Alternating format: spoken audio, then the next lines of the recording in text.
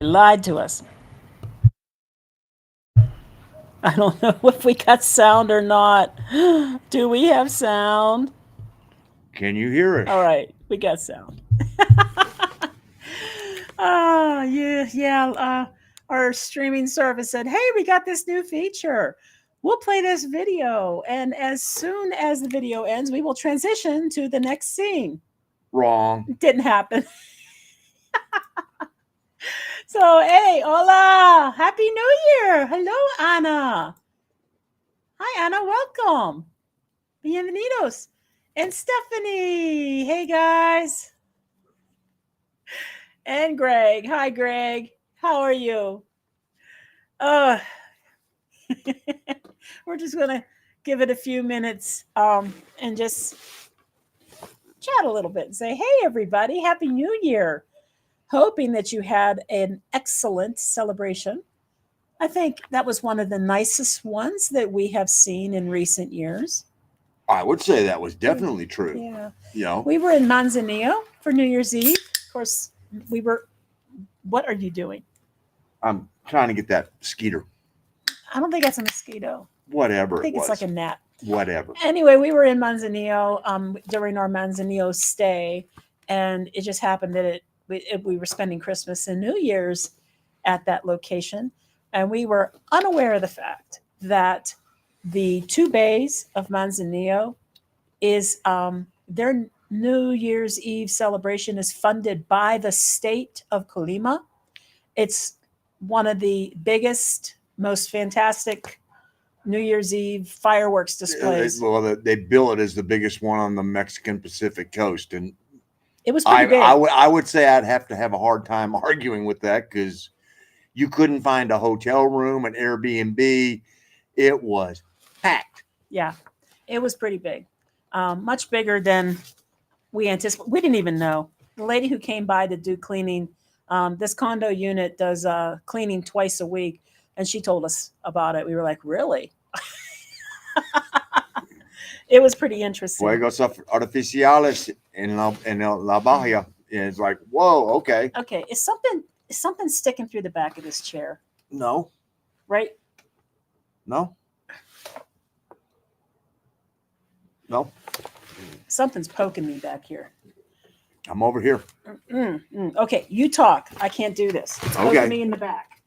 Yeah, so it really was one of those where we were sitting there going, all right, we got a happy mistake here, or just got lucky, and it's got to sit there, and about, I don't know, 10:30, 11 o'clock, all of a sudden, all these boats start going out into the water, and little boats, big boats, barges. It was just, Okay. the whole bay was full of these boats, and then what? Oh yeah, there was tents. People were putting tents up on People the putting beach. tents on the beach, and they were, typical. I mean, all of a sudden the fireworks are for hours were being shot off the beach, going, "Hey, we're ready," and then a little bit before midnight, All the horns started going. no, the drones.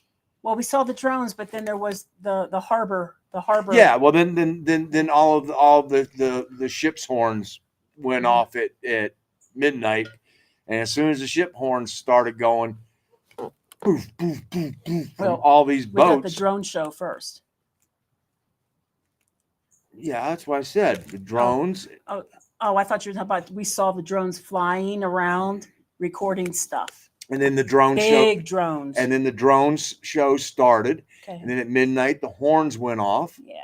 And then when the horns started going off, all the boats, the fireworks started coming off these boats. And I mean, folks, it was. There were so many fireworks.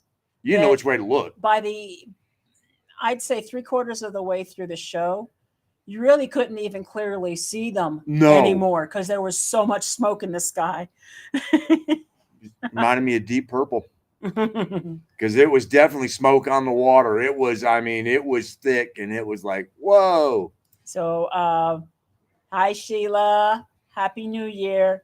And we are color coordinated tonight, yes, because I'm lazy.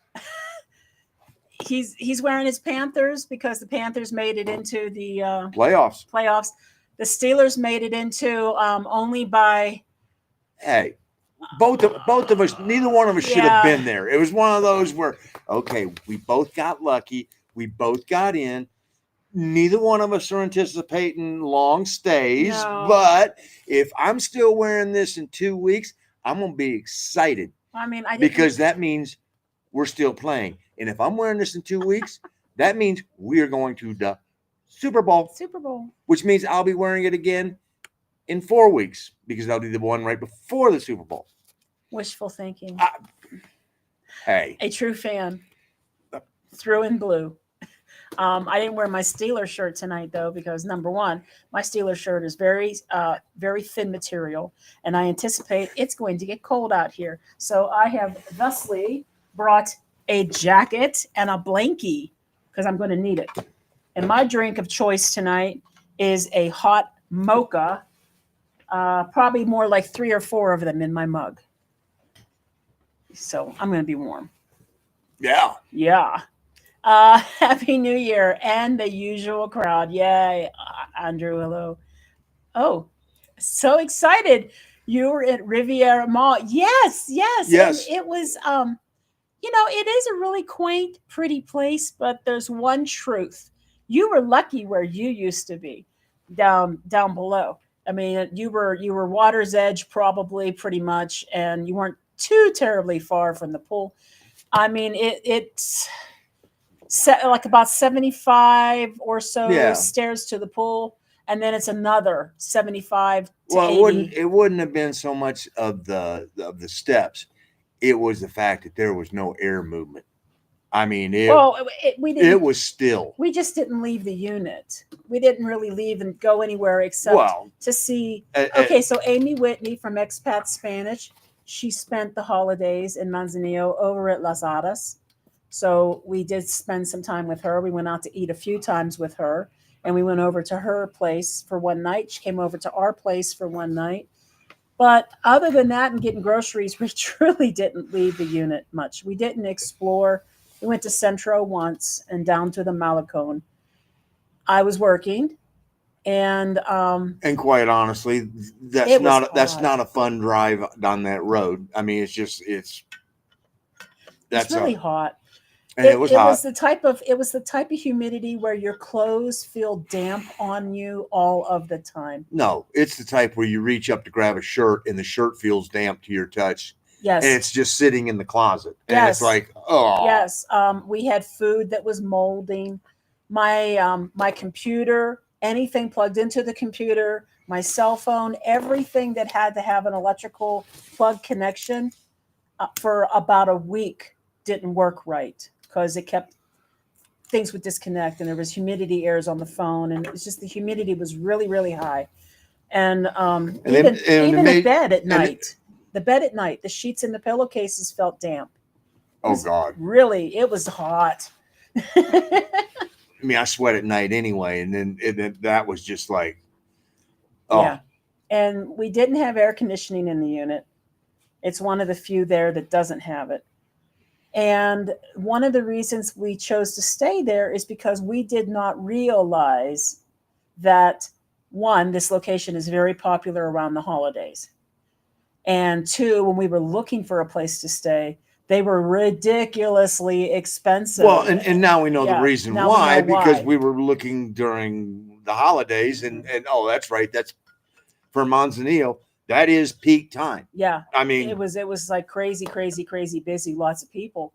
So we got what we could afford, and it didn't come with air conditioning. So that's on us. The unit itself was great. The view was lovely. There just was no air.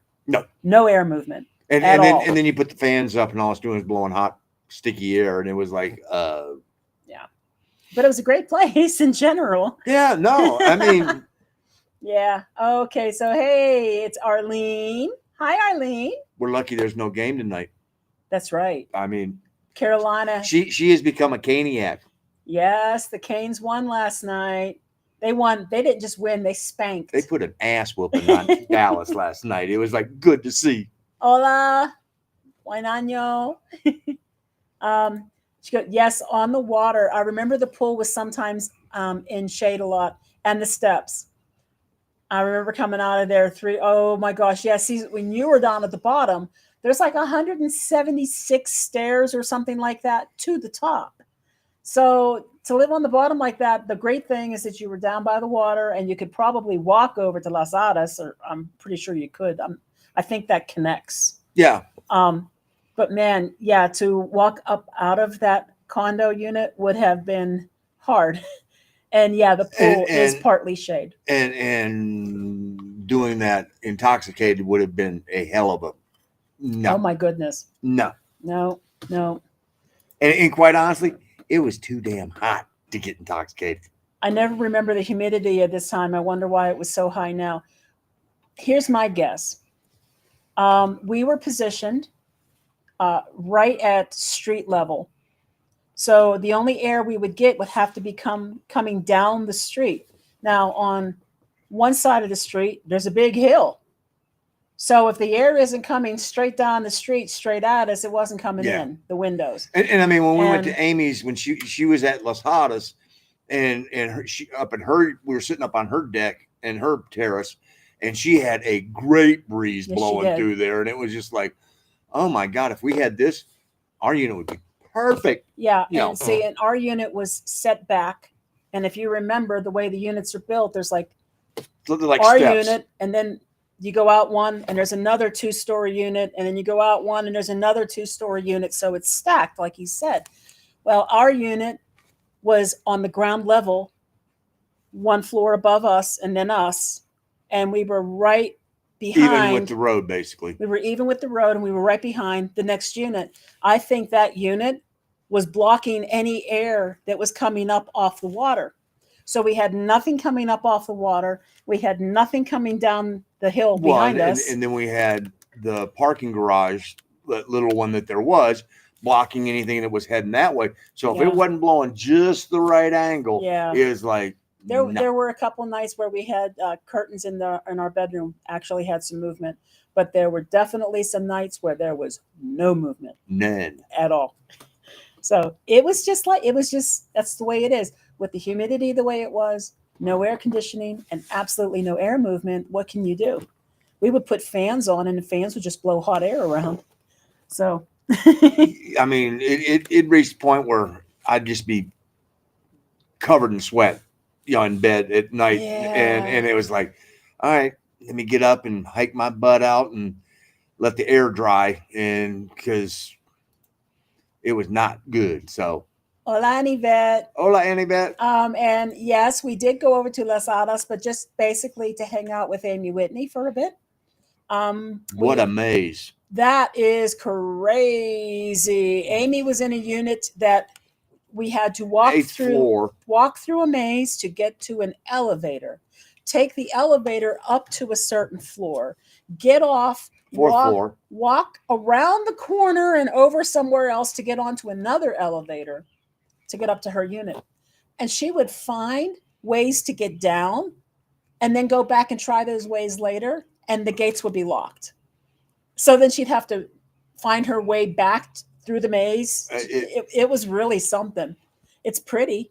Oh, yeah. It reminds me, though, the interior hallways remind me of like an ex-convent in a lot of cities. The way they're shaped and the style, the doors that are on each of the units. I thought it was kind of cool. There's nowhere to park over there. God, no. There was nowhere to park over there. We did find a place that we had to pay for parking, but we weren't even sure we were going to be able to get into it. Otherwise, we were being told we had to park on the street. And then when it was time to leave, had to get them to unlock because they had locked us in. Locked us in. It was like, But we saw Las Hadas had a lot of pretty pools over there, and people were using them. And there was restaurants. There was there's hotels on both the left and the right of where we were staying, so we could hear like the hotel entertainment. Bars. They had the bars down there by the water that you could hear the music coming up, and New Year's Eve, it was loud. I mean, the people were having a blast. So it was like, okay, and it wasn't bothersome or anything. It just was. It was loud. I mean. They were having a good time. So somebody that really, really, really likes Celine Dion's "My Heart Will Go On." One of the hotels likes it a lot. I don't know if it's a karaoke show or if it's actually people who are performing to it. But well, I mean, I'm not going to complain because somebody also really, really, really liked Hotel California, and and so it was like, rock on, brother, keep going, you know. So I got some really good seafood, as I should. I'm right next to the ocean and it's fresh, so I had some great like fish tacos, shrimp tacos, things like that. And Mark being a beef person, we did go to a burger place one night. It was a barbecue and burger place. yeah, I actually got pulled pork in Mexico. That being from Carolina. Okay, I knew I wasn't going to get vinegar based sauce. That was that'd be too much to hope for. But they did have a good slaw on it and everything else. I was like, all right, it was in good onion rings that were homemade. Oh, I mean, the onion rings. Amy and I both ordered a different thing and then split both of our meals. So we had ribs and we had, I'm not kidding you, a peanut butter bacon hamburger. And I know how that sounds. And we got it just because of the way it sounded. And it was actually really good. Peanut butter bacon burger. Yeah, no. no. So I ate half of one and I had a rib and she ate the other half. And the onion rings. Yes, we got onion rings. They were outstanding. And I can't remember the name of the place, but it's in my phone. Monster Burger. Monster Burger. They had so many burgers, so many types, and they were big, huge, juicy, fresh burgers. Yum. Yeah, I mean it was, and that was Christmas Eve that we were there, and the place we wanted to go to, rightfully so, was closed, for Christmas Eve, and so we were just sort of, the three of us standing on the sidewalk going, well, now where? Now what? And fortunately we were with Amy, and so, we're like, you're the Spanish teacher. You call. You call. And so she was calling around. Monster Burger was like, yeah, we'll be here till 7. So it was like 5, 10 after 5. We were like on our way. So. Okay, let's see. Hey, hi, Willie. How you doing tonight? Willie's breaking out into making videos as well. Willie did a few videos lately. I've been watching them. Hey guys, hola amigos, and hola de Chicago. Hola gringuísimo. Hey, ¿disfrutaste de las playas? I don't think either one of us ever put our. I did. Oh, well then. I did I think it was the first day because or maybe the second. I was investigating and doing video for the Airbnb. The beach right in front of our condo is dark brown and a mix of black volcanic sand. It's one of the few spots in that particular bay that has some of the black sand. And it was really cool to see it. And the water was nice. And I swear I couldn't tell yet where we were with the tide level. It looked like there was a drop off, and supposedly snorkeling was really good around there. And I wanted to go snorkel, and we took our snorkel masks with us, but I did not bring my water shoes. And the last damn thing I want to do is be stepping inside on sharp rocks and coral and cutting my feet up. So I never did get into the water. And the last thing I want to do is get in the water. So, I mean, yeah, he doesn't do that especially when we're sitting up on the terrace and I'm looking out there and there's orcas swimming in the bay. And so I'm like, there was 4 of them? 6? 4 or 6. Yeah. And I'm like, okay. If we ever go back again, there's definitely something I want to do and I didn't get to do it. On the next bay over on the other side of Las Hadas, there is a sunken ship that is approximately 4 to 5 feet just under the water level is where the top of the ship is in places, and it's covered in coral. and there's a whole lot of sea life living around it. It's been, I forget how long now. It's been under the water for at least 20 years or so. No, more like 60 years. Was this? I can't. Oh, it was 1950s. Uh-huh. Yeah, there's a story that it got sunk in a hurricane, but I actually did look up the history on the ship, and there was a legitimate researcher who did the whole storyline, where the ship was made, who owned it, when it was transferred, who owned it next. And what really happened is the ship had hit something and was taking on water. And so they parked it in the bay. And they did send some divers down to see if they could do some repairs. And the age of the ship by that time was about 80 years or so. Yeah, it was built in the 1800s. So and they were like, yeah, it's not worth the repair. So they just let it sink. It wasn't a hurricane. It ran aground. It ran aground and it just stayed where it was. But some of the things that are living in and around this ship are butterfly fish, puffer fish, moray eels, spotted rays, octopus, and of course a bunch of other fish. He's like, nope. All I can picture is Lou Gossett Jr. in the deep. Well, the moray eel. I mean, yeah. Well, grab that coconut and bye, Lou. I mean, so nah. They say that people can actually swim out to it from the beach, and it's in water. It would be about a 15-minute swim if you're healthy. I don't know if I could do that, so I probably would just take a boat. But if we ever go back out, I want to do my snorkeling around the shipwreck. It's one of the few shipwrecks where you don't have to dive, that you can actually snorkel. And that sounded really cool. Yeah, you can snorkel instead of scuba it. Yeah. Yeah. Yeah. So I was or you can sit your ass on the boat and watch go. Which is what he would do. Wow. Look, I can see it. There okay. It is. Yeah, but see, when I'm snorkeling, I can get video of it. I get that, baby. See, that's the things that you will do for our subscribers. Well, it's not just that. If they were waiting on it from me, I'd have to hold it down on a stick and hope that the damn fish came swimming by, because that's going to be the only way. We were in Cozumel. I want to say it was Cozumel. It was.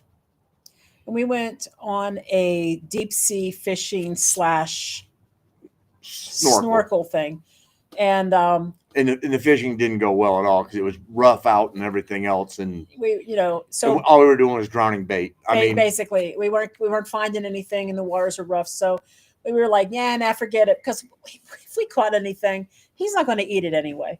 I would just give it to the guys on the boat and say, here, and you can either sell it, eat it, whatever you want. But we didn't catch anything, so we went straight over to the snorkeling. And they had brought some fresh bait with them, of course. And I had a brand new action cam that I had mounted onto my snorkel mask. And I had tested it on the deck to make sure it was working. And then I think I'm turning it on. I get in the water. I'm in the water for a minimum of 30 minutes. Uh-huh. And he had given me bait, and the fish were coming right up to my hand and eating right out of my hand. I didn't record a damn thing. There was nothing. And I saw so many fish. I regret that. So that's my goal in life, is to try to do something like this again and actually get it on camera this time. I was enjoying a cigar and a beer with the captain. So, Too funny. They used to lock the gates on us too. Yeah, they do. Well, I mean, they got the security, so can't blame them for that. But that place is a maze. I don't know how people navigate around it, but it is pretty.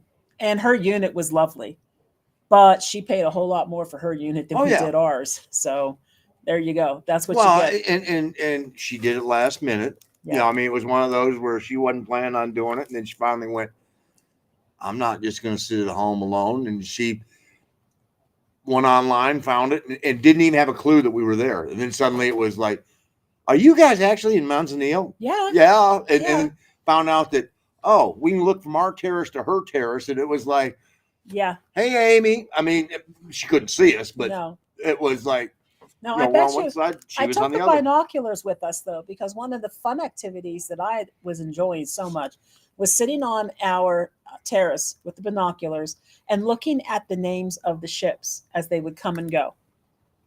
Cargo ships, bulk carrier ships, and you could sometimes they would anchor and they would be in there for days. Well, you got to Yeah. remember, we were there for Christmas, and so Yeah, a lot of them, I don't know, 4 or 5 of them dropped anchor right before Christmas, and I think they let the crew, the majority of the crew, go off and enjoy Christmas on shore, and so we noticed that a couple days after Christmas, those same ships were okay. Everybody's back Yep. on. Let's go. yep. And then I would look them up online because there's a few websites that'll tell you, what ships are in port, and it'll give you information about what flag they fly under, what they're carrying, how old they are, things like that.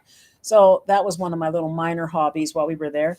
And of course, I could fly the drone right off of our terrace, which was awesome. And I would come up on the ships, but I wouldn't fly over them. I didn't want to do that, but I would come up on them a little bit. Yeah, I wasn't going to fly over them. That's kind of like a privacy thing. yeah. Who knows what they're carrying? Could be secret. Don't want to know. They were just sitting out there minding their own business, going, Yes, yeah, hey, leave us alone. orcas. Yes, we were watching for the longest time. I think he initially thought they were whales, and I got the Well, binoculars out. It was really hard to tell at first. An orca is a whale. Yeah, but different type of whale. And so I got the binoculars out, and I'm like, no, wait a minute. No, those are looking kind of dolphin-like. Yeah, they were orcas. and they I were- mean, you they can were tell orcas. by the length of them when they Yeah. do the little, So Oh, let's see. If you'd like to watch ships come and go and you're not sitting on the water, check out the San Diego live cam. Ooh, lots of sailboats, cargo ships, cruise ships, and Navy ships. Oh, not yeah. only U.S. either. Cool. I mean, that's a good one. And then you also have going through the Norfolk Bay Bridge Tunnel. That the number of ships that are going across that, going into the Chesapeake, going up to Oh, wait. Is up that, to Baltimore, into Norfolk. I mean, it's you mean the Chesapeake Bay Bridge Tunnel? Chesapeake Okay. Bay Bridge Tunnel. Oh, I didn't know. Duh. I was like, is there another one? No, there's only the one. So Which you don't like that, do you? Going through that. no. Have any of you ever been through the Chesapeake Bay Bridge Tunnel? It literally goes down under the water for a really long time. Mhm. And then it comes up in the middle, and there's like some restaurants and some gift shops, and then back down under again. I thought that was fascinating. Well, and they do that because one side is for the outgoing Mm, and the other side is for the incoming traffic. If you're going out, you always go to the side on the right. When you're coming in, you always go to the one on your right when you're coming in. That way there's never any, oh crap, we're both going for the same opening. It's like driving in your lane. The right lane is for one, and the other right lane going the other direction is for out the traffic that's leaving. I'm confused as to what that has to do with me driving from one end to the other. Well, that's why there's 2 tunnels. I didn't know there was 2 tunnels. I had no Yeah, idea. You go under. I just know that You- you go under and you come up on the island and then you continue to go through to the other side. That's why there's 2 tunnels. Up and then back down and then up again. So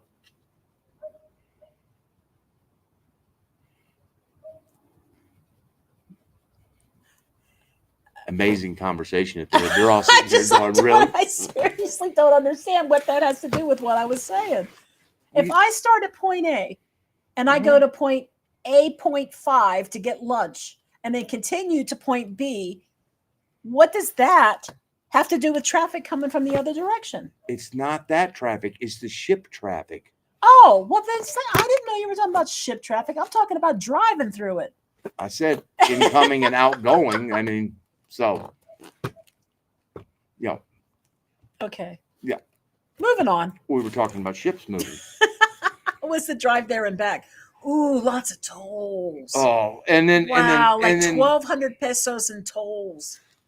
and then for some reason, One way. yeah, fortunately, coming back, before we left, I went to the ATM and got my usual. Okay, we need some cash because you always got to make sure you got enough cash. And I carry a dummy wallet and put a little bit of cash in it and put the other wallet somewhere in the car. And on the way home, we hit 2 toll booths that would not take the 2 passe. Yeah. And then when we stopped to get gas, they didn't have Wi-Fi, so we had to pay cash for that. And it was like, oh, am I glad I stuck extra in the fake wallet and hid it in there, because we almost used it all just going, oh. Yeah. You But know, in total, we spent about 2,400 pesos round trip in tolls. yeah. It was Yeah. probably the most expensive toll ride we've had yet. No, Yucatan's worse. Was it? Oh God, yes. Okay. I mean, we had one. We'd stop and pay $3.50 at one in the Yucatan just for that little short drive when we get off, and then there'd be another one for $2.70 up there. I mean, but it is going to go up because it is going to go they up. have a new Right. booth that isn't operating yet. They're building. They're working hard on the highway from Colima into Manzanillo because it needs it, and it needs multiple lanes because the amount of trucks, because of Manzanillo being the port and everything else that it is, the number of 18 wheelers pulling those cargo containers down there is massive. But boy, it's like, yikes, down to one lane and you get stuck behind one of the trucks and it's going uphill. Yeah, it was like, okay, it's going to be a drive. So, yeah, but it wasn't bad. It was, both times we went, both going and back, we actually came through Michoacan and then cut up to Irapuato and then cut back down into Querétaro. So, yeah, it was. And that road from Irapuato to the state line of Guanajuato is horrific. The other lane going to Guadalajara in Ajijic and Puerto Vallarta and all those places west, they've already finished that side and it's great. The other side, wow, it's bumpy, but it's not the worst we've ever been on. No, that would be Moon Crater Road. Oh, that was Highway 76 in Veracruz. That was Moon Crater Road on our trip between Chiapas and Oaxaca. Highway 76. Oh, I know which one. Okay, but that wasn't a no, we didn't have to pay to drive that. That was a free road. That one was really bad. That was by far the worst. I mean, I'm following a cab and the cab's all the way over on this side of the road, and then he's all the way over here because he knows where all the holes are. And I was like, dude, I am following in your tire tracks because it was horrible. That's true. Okay, so I have to check out the Norfolk for when my son's ship moves over there to be decommissioned. Okay. Do they take the aircraft carriers that way? Oh yeah. Okay. Everything goes that way. Oh, okay. If you're getting into the Chesapeake Bay, you got to go through there. And they take all the aircraft. I mean, Norfolk is the U.S. Navy's biggest port. Yeah. I mean, it's huge. And I was never in Norfolk. I was in Little Creek, which Little Creek is the amphib base, which is where the minesweepers and the LSTs and LSHs and all those were at. And we'd stop before we got to Norfolk. Oh my God. Yes, we are back in Querétaro. We were supposed to come back this weekend coming. And we decided to leave a week early. It's hot. It was just really hot. It was just really hot. And it was pretty clear by week 3 that we weren't going to do anything more than what we were already doing, which was sitting and watching ships. So we left. Yeah. I mean, and I guess that's sort of a good segue. And yes, we did drive both ways. And 7 hours. It was pretty easy drive, Willie. Other than that that part from Irapuato to the Guanajuato state line coming home, that's, so. Really, Tom? Madagascar? Well, we had to go someplace where they sold vanilla cheaply. Vanilla. Cheap vanilla. So segue, baby. Well, I think that we look back at 2025, and I think when we were sitting in Manzanillo, I think that we both were like, we have hit the level of travel fatigue. Yeah. I mean, yeah, we will not be doing any more driving to any additional destinations, new places. Any place new that we go to, it's going to be a flight. it was that was by far the worst pack up that we've ever done.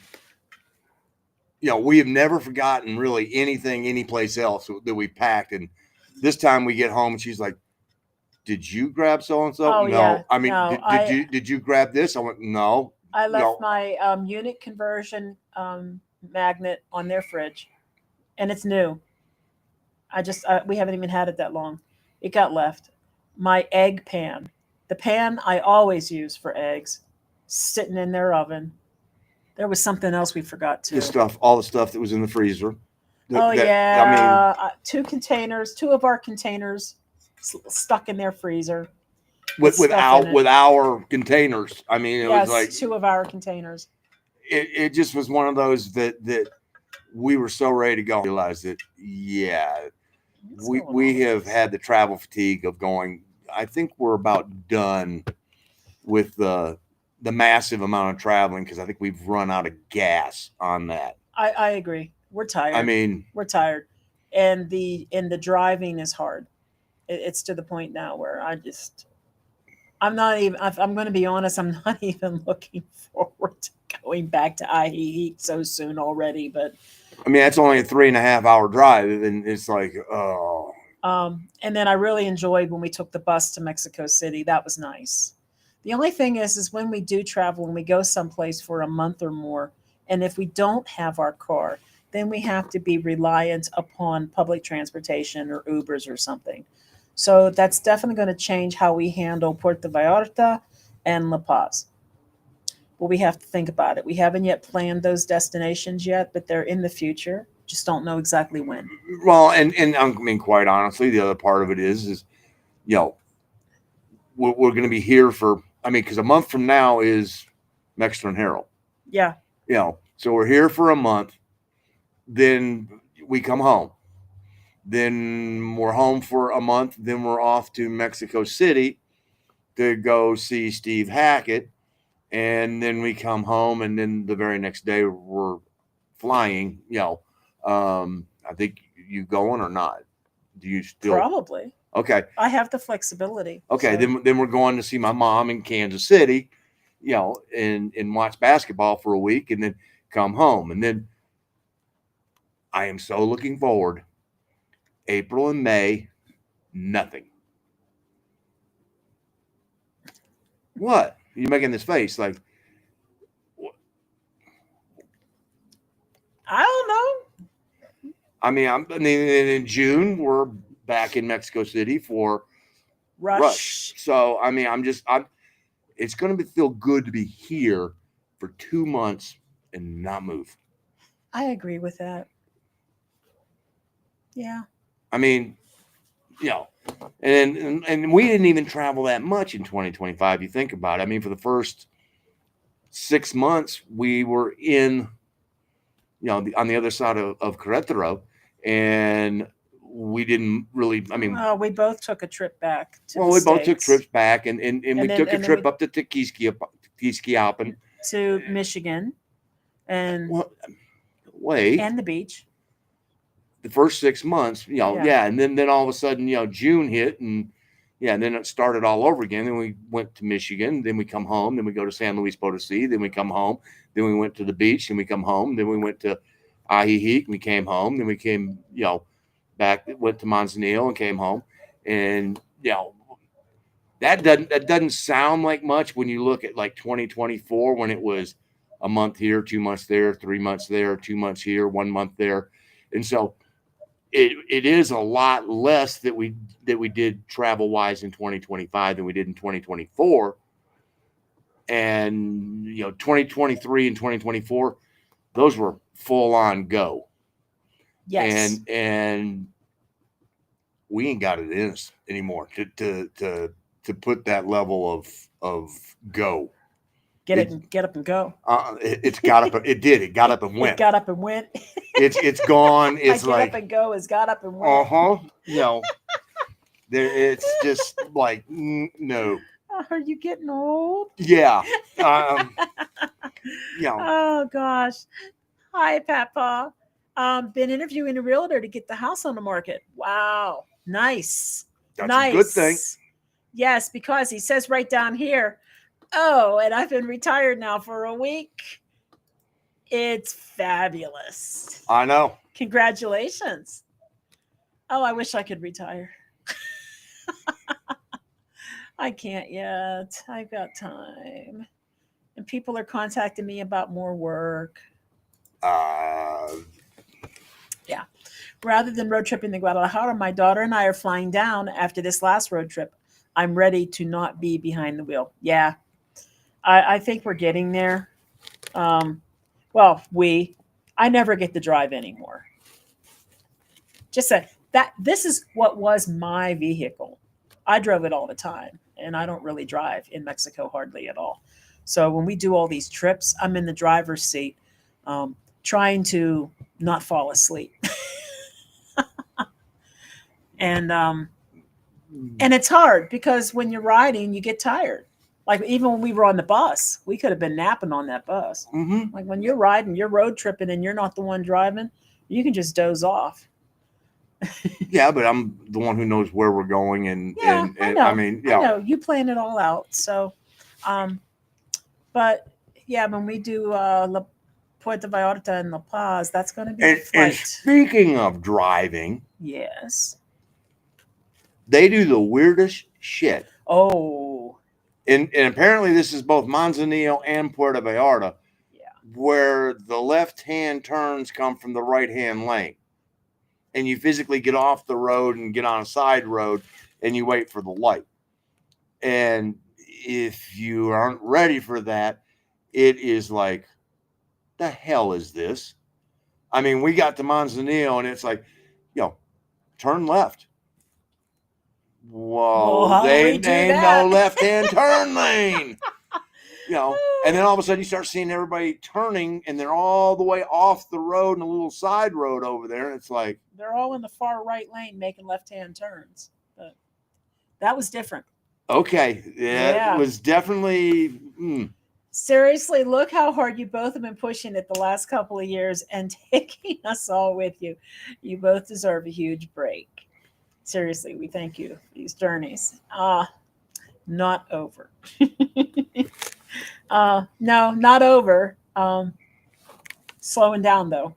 Sure. I think it's one of those now where I think with the break, then the instead of we were beginning to look at these trips with more of a sense of dread than a sense of excitement, and so I think that if we take the break and everything else, then we got a trip coming up, and it'll be exciting to do it versus we got a trip coming up. I mean, and that literally was where it had reached the point of we got to pack, we got to load, we got to drive.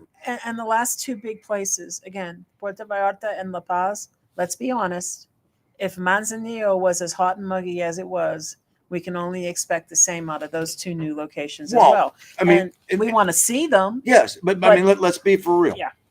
Merida, Progreso, Veracruz, Huatulco, Manzanillo. Loved them, but too hot. I mean, and so, hot. And we know enough people who have lived in PV. Amy Whitney.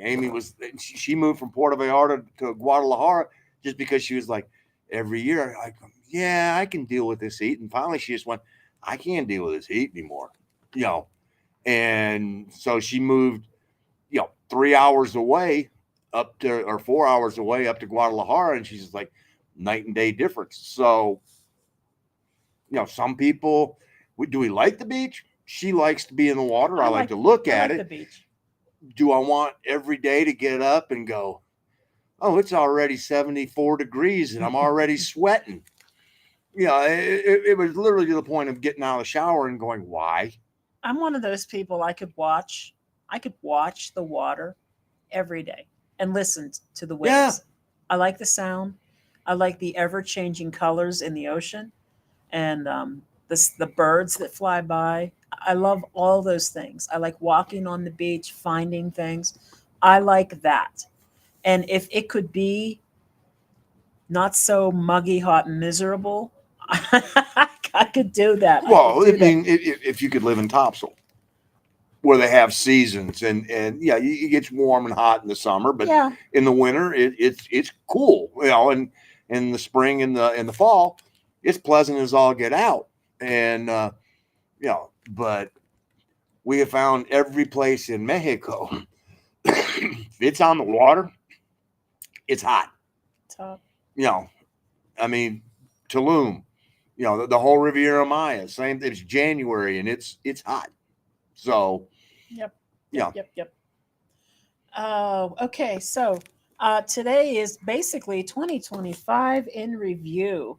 Mark has been doing his homework.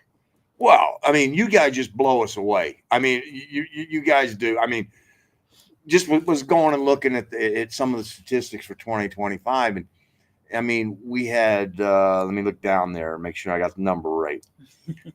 243,000 views on videos in 2025 alone, which I was like, so close to 250,000, almost views. 250,000 views in 2025. Yeah.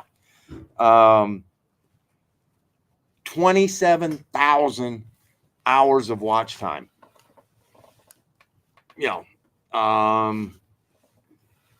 And we gained 1,700 subscribers in 2025. And us, we're transparent.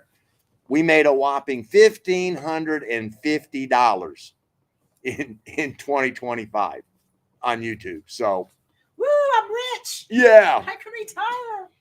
Yeah. So, I mean, but looking at, you guys watched us 20,000 times each month. That's like, wow. That's a lot of views for us. So tell I'm getting cold. and then doing the lives, which was interesting. Looking at that, we had 17,000 views on the lives alone, and then for 7,000 hours, which I know some of you guys think we go for 7,000 hours every time we're on, but that's a lot of watch time. And thank you, because you guys are the ones that are doing it. Interesting numbers were, and I didn't expect it to be this high. 50% of you guys are watching on TV in 2025. That's up, because last time I saw it, it was like 47%. 28% on a phone, and God, my writing's bad. 16% on, I know it is. It's getting worse with age. 16% on a laptop. The male-female breakdown blew me away. I was like, okay, you figured it'd be, with somewhere between 60 and 40% either way. No. It was 73% male and 27% female. The men are tuning in to see me. I'm taking that must be the case. And then we're gonna do a little quiz on this one. Oh no. Are you guys taking notes? Well, no, you don't have to take notes on this. All right. Number one country that we get watched from in 2025, obviously, was the U.S. at 56%. Number two Mexico. Number 3, Canada. Take a guess at who was number 4. I actually didn't know myself, and I know what languages I translate our videos into. So I just started going down the list until I finally hit it, and I was a little surprised as well. I mean, number 4 just blew me away because it was like, I could have been there for 6 weeks naming countries, and this one would not have come up for me. You know, so We're on a bit of a delay, so if anyone's going to guess, you're not going to see answers. So you might as well just say. Okay. Number 4 was India. India. There goes my drink. That's what I get from trying to dance. You know, It's top heavy, you know. I should probably put it over here. Yeah, India, number 4. And I do translate. I translate our videos into. It's the number is 24, but it's several regions of different languages. well, yeah, because there's a lot of different Spanishes. Yeah, there's different Spanishes, different Germans, different French. But anyway, the main countries would be Turkey, Russia, Indonesia, India, Philippines, Portugal, Germany, France, Spain. I mean, those are the main languages, Spanish. Yeah. Yeah. I don't think I missed anything. Well, you know, Hindi, the different Oh, Germans. I did say Hindi. Yeah. Yeah, I mean, but then there's like 3 or 4 different German. and then there's a couple of there's different like Portuguese. 6 Spanish, things like that. Yeah. Because you have the South American Portuguese, and you also have the, you know, true Portuguese, which is, you know, so it's the list of languages, and sometimes we sit there and go, wow, you know, do we need to do all these? And then yet we have viewers that are tuning in and turning on the subtitles. Yeah. And it's like, wow, okay, we are getting Yes, we are. viewership there. And hey there, Sloppy Joe. We're not having to play his Niners, so you know we Yeah. got to play the Rams. Yeah, Andrew, those numbers are pretty amazing. Maybe not to bigger channels, but definitely amazing for us. You know, it's hard to wrap your head around it. Where we were. From where we were, yeah. And I always watch on TV. Interesting, and we know quite a few people who do. The interesting thing is Mark and I typically do not watch YouTube on TV. If we watch anything on YouTube, if I have time to watch on YouTube, I'm on my laptop. He's on his laptop. We're not really YouTube TV people, but a lot of people are. And I hear Annie Vet and Arlene watch it on TV. I think another one of our friends does too. I'm not real sure, but I'm not used to doing that.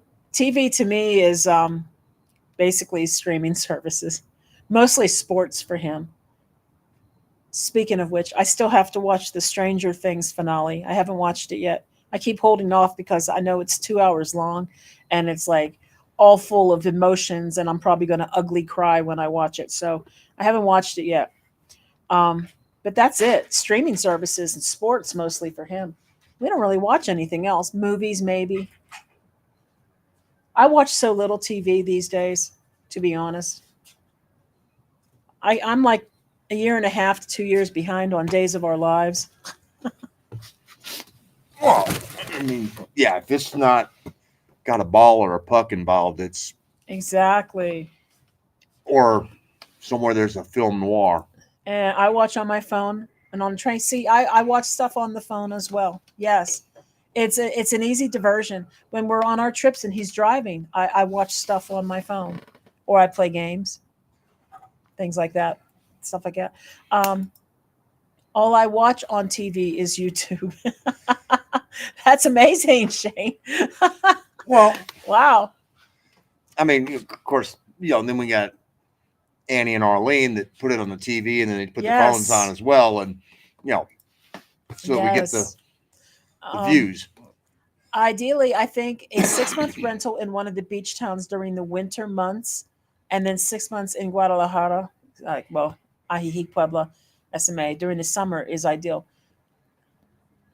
Well, we've been at the beach in the winter months, and we've been there in the summer too because that was like the real test. Well, yeah, because You we know, just got back from Manzanillo in the winter, that's so I so mean, Manzanillo in the winter was too hot for us, so we know the summer would be.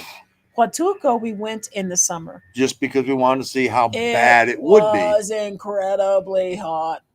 Um, and the same with Veracruz and Merida, and Merida, we had just missed. we just missed, but it was just missed the summer.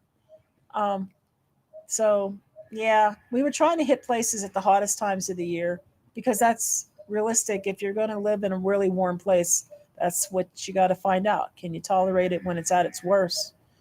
You know, the highlands get hot in the summer too for a little while. Some summers are worse than others, and it's usually only a couple of weeks, 2 months max. But the problem is, a lot of places in the highlands they don't have air conditioning, so it can get hot. But it's dry heat, and there's a big difference between dry heat and humid heat. yeah. I mean, Yeah, it gets. I don't think I have ever here in Querétaro or SMA or San Luis Potosi been as wet with sweat as I was just last month. In oh God, when you say it like I that, mean, I'm sorry. All I see is Billy Idol. Wet with sweat, I mean, sweat, just sweat, it sweat, was. sweat. I mean, I could have walked around just continually toweling off, and it had been like, oh God, Oh, he's dancing with himself. Oh. yeah. Do you have more statistics to follow through with, Mm-mm. baby? Oh, that was it. You're That all was done. it. No, Thank God. I agree. I didn't want this to just turn into nothing but Hi, Terry. Quick check-in. Merida and ate at Las Vegas, and you were completely right. I mean, Las Jesse, Vegas, that's a it's a great place. gem. Las Vegas is a gem in Merida. Yep. It's locals, it's reasonable local prices, not tourist prices, and the food is outstanding. And there's lots of good food. I- Gosh, I started off with Sopa de Lima there, and I kept wanting to get Sopa de Lima. And I'm like, you know what? Every time we come back, I want to get Sopa de Lima. I need to branch out. So I started trying something different every time we went after that. So it was really good. And we went enough times that Yes. Very good place. the only place we ate more than Bruno's. That is true. You know, That is true. Yeah. and combined, we probably didn't spend what we spent at Bruno's. I mean, because Las Vegas is very affordable. Bruno's is a little on the pricey side. I mean, it just, Yeah. You get what you pay for there, but you get a hell of a meal at Las Vegas for a pittance. Well, is Stranger Things that good? Mark would say no, but it's not his genre. No, I would say it's not. It's definitely not my cup of tea. So I am not qualified to answer as to whether it's a good show or not, because it's something I wouldn't watch, whether it was good, bad, or indifferent. It's a bunch of kids junior high age in 1983. So that sets the tone. For me and for a lot of people, it's the nostalgia. You remember what it was like to dress that way, what was going on in the world at that time, the music that was popular, the movies that were popular, and these guys did it right. They did everything right. It's a sci-fi version of Dazed and Confused. Basically. I mean, for people my age, graduating from a Southern high school in the 70s, and the music and everything else, Dazed and Confused. I'm sitting here going, all the little cliques, the stoners, the jocks, the whole. All that. I'm sitting here just going, man, that's my high school. I mean, right. And so I wouldn't call it sci-fi. I would call it more Well, of whatever. fantasy, more like, and it's centered. I don't want to say it's centered on. It's got a lot of foundation based in the uh, D&D. Dungeons and Dragons. There's a lot of Dungeon and Dragon lore that gets pulled into it, it's really hard to explain it all. But no, it's not a kids show. Kids do like it, but there's equally just as many people in their 40s and 50s who like it simply for the nostalgia factor. And and then you add on top of that other elements of the type of shows I like to watch: sci-fi, fantasy, horror, and all of those elements are in there too. There's lots of callback to pulp culture of the 80s. There's things that they put little Easter eggs in that remind, oh, that was just like that like from Back to the Future, and oh, it looks like a thing like Dark Crystal right there. And it's a really well done, well written, orchestrated show in that way. And so, yeah, a lot of people like it.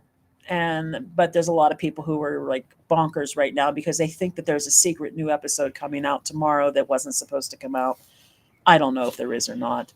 I haven't watched the finale yet, which came out on New Year's Eve. So I'll worry about that first, and I'll worry about the secret possible new episode another time.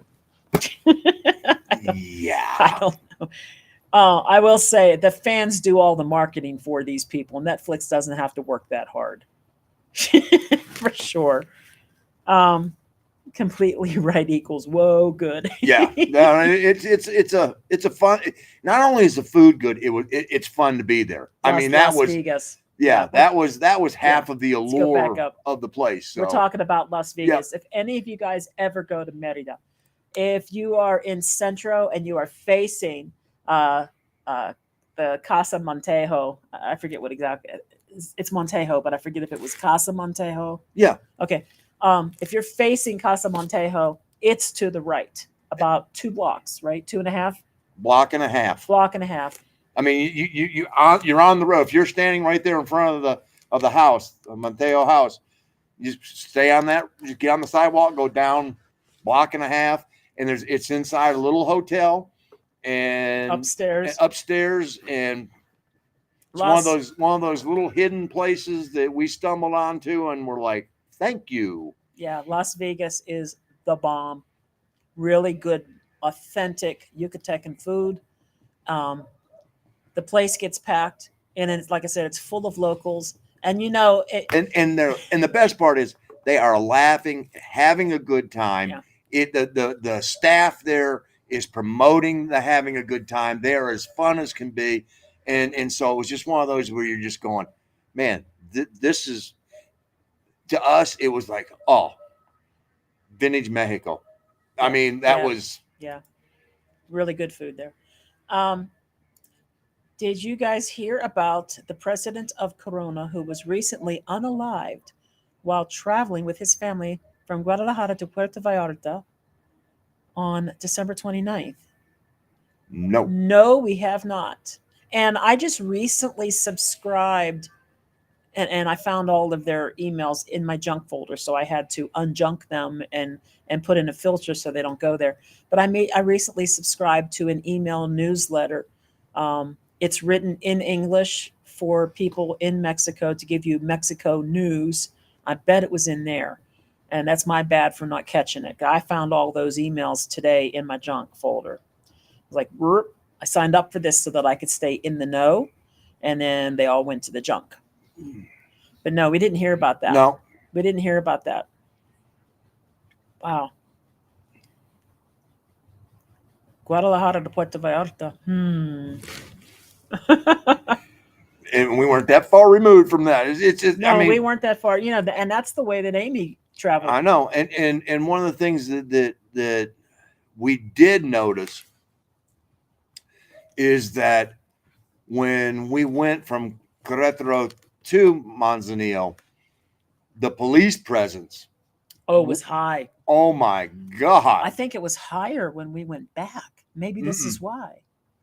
I saw a lot of police on our ride back. I know, but on the way down there, you know, the GPS kept going There are police up ahead. There's police up ahead. There was, yeah. And the thing was, is it kept saying it after I was already seeing them. So it was like, thank you. You know, if Well, I we was saw counting somebody get pulled. yeah, if I was counting on you to not get pulled over, you aren't helping me. Somebody You know, flew past us. oh my God, I was doing 80 and I mean, blew our doors off. I mean, so 80 mile per hour, right? yeah, 80, Yeah. not 80 kilometers, 80, 80 mile. mph. Yeah. These people flew past us and not too far To up the point, ahead. to the point where you know how you can feel when you get a little bit of a car rock because they're going that much faster. Yeah, there was, and it wasn't a bigger vehicle; it was a smaller vehicle, and we still got a little of the, you know, They blew by, literally. A little further up not the road. very far. A little further up the road, they had 4 police car around them on the side of the road. And 30 minutes later, vroom, they were right by flying us again. past us again. Like I guess they got out of that, or they didn't have to pay that much. Who knows? And surrounded by 4 police. That was like, wow. Oh. I don't think Progresso was that hot when the 3 of us were there, but I don't remember what month that was. It was the fall. It was because right at the end that of was Progresso, that was November. Yeah, when we were there because late November and right around U.S. Thanksgiving time. Yeah, and because we went to spend Christmas and New Year's at a resort. Yep. After that, so that was you know, and I think the biggest thing that helped it there, Tom, to be honest, was they had a good ocean breeze that blew. Oh gosh, that wind was blow. That wind in in Progresso, that wind was moving, and so that did help keep the temperature down. Yep. You know, so look at this. Zach's got nothing on you guys when reviewing restaurants. Bruno's, Las Vegas, more. Bruno's. We had to do a video on Bruno's. We had gone there so many times, and it was like every time we were shooting things, and then I got to go in the kitchen and do a little in there. I'm like, no, we got to do a video just on this restaurant. It was that good. So. And just for everybody's edification, we are now at 21 who will be dining on Friday, February 6th for the prime rib night there at Bruno's. So we got a good crowd, and I'm going to be confirming that number with Bruno's here shortly, just so that they are prepared, because A, it sells out quick, and B, that's a big group. I mean, it's not a huge restaurant, so that's enough to fill up that'll more than one room. Yeah, that'll really fill up the back room, almost overflow. So yep, we'll see how they handle that. But knowing them, I'm not worried. They'll take care of us. They're phenomenal. Yep. Chicago played my high school, believe it or not, and they were famous. And Bonnie Raitt played my college. At a time, didn't even know who she was. Saw Derek and the Dominoes. Eric Clapton in 10th. Wow. Well, I mean, when I was in college, we were having football meetings, and where the offense held their meetings, we were below the auditorium, and we're having our meeting in there, and all of a sudden this band starts playing because there's a concert up above, and it got really loud, and they were like, everybody starts listening, going, wow, huh? And they went, go, because we weren't paying any attention. We're listening to them. And so here comes the offensive side of the football team walking up to the poor guys at the desk, going tickets. And we're looking at them going, tickets? We don't need no stinking tickets. And we just barged in, and they were like, oh no. Yeah, we did. We bum rushed it. And it was the police. And they had just Message in a Bottle was just starting to get airplay. Oh. So and so it was like, a year has passed since I wrote my yeah, so that was the album they were touring, and they were playing the small colleges, and we were like, so we got to see the police for free.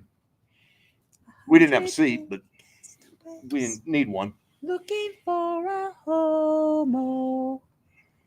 Yeah. I'll send an SOS to the world. I like the police. He doesn't really like the police though. I like that version. It was the later when they started getting into. Well, that's how all bands are, right? I know. All these bands start out raw Well, and edgy, and then they get really overproduced. And it's the same thing. I mean, all bands, you too. I loved all bands, the early you too. yeah. You know, Sunday, Bloody Yeah. Sunday, and I mean that you So know, Boy and War, yeah. Joshua Tree, and then after that it was kind of even starting with Joshua Tree, Yeah. it started. I mean, yeah. it was like, oh God, you know. I mean, it happened with Zeppelin. They got Dakota, and it was like, really? I do love physical graffiti though. Well, that's before Coda. I know. You know, and you don't even really the progression of their music, and you didn't. No, they got better all the way through. You know, physical graffiti, and then I don't like Coda. I don't even like In Through the Outdoor that much. Well, except for a few songs. In Through the Outdoor is half of a good album. Yeah. Okay. I refuse to sit at the kiddie table at Bruno's. This is not Thanksgiving. Well, they don't have a kiddie table. Nope, no kiddie table. This is all big boy meals. Big boy meals. And in fact, I've never been able to finish a meal there. We had to take, I had to take a container home every time. Yeah. Oh, I do want to get that camembert. Oh, no, we can't because it's prime rib night. No, the appetizers are still there. Yeah, but the appetizers and the desserts are still on the menu. Are they? I think so. I don't know. I don't know. I won't get it though because I typically do not get a salad, and Caesar salad comes with the prime rib, so that's enough. I mean, like I said, I can't finish anytime we went. I could not finish what we had because there was so much food, but it's really good. The butter, they put Parmesan cheese in the butter, and then they stick their hot corn in the cob into it and pull it out with all the butter dripping off of it and stick it on your plate. It's good. It's really good. So I think if we look back at 2025, I think the biggest thing that we did was get tired. No. Well, we got tired. Yeah. Rent this house. Rent this house.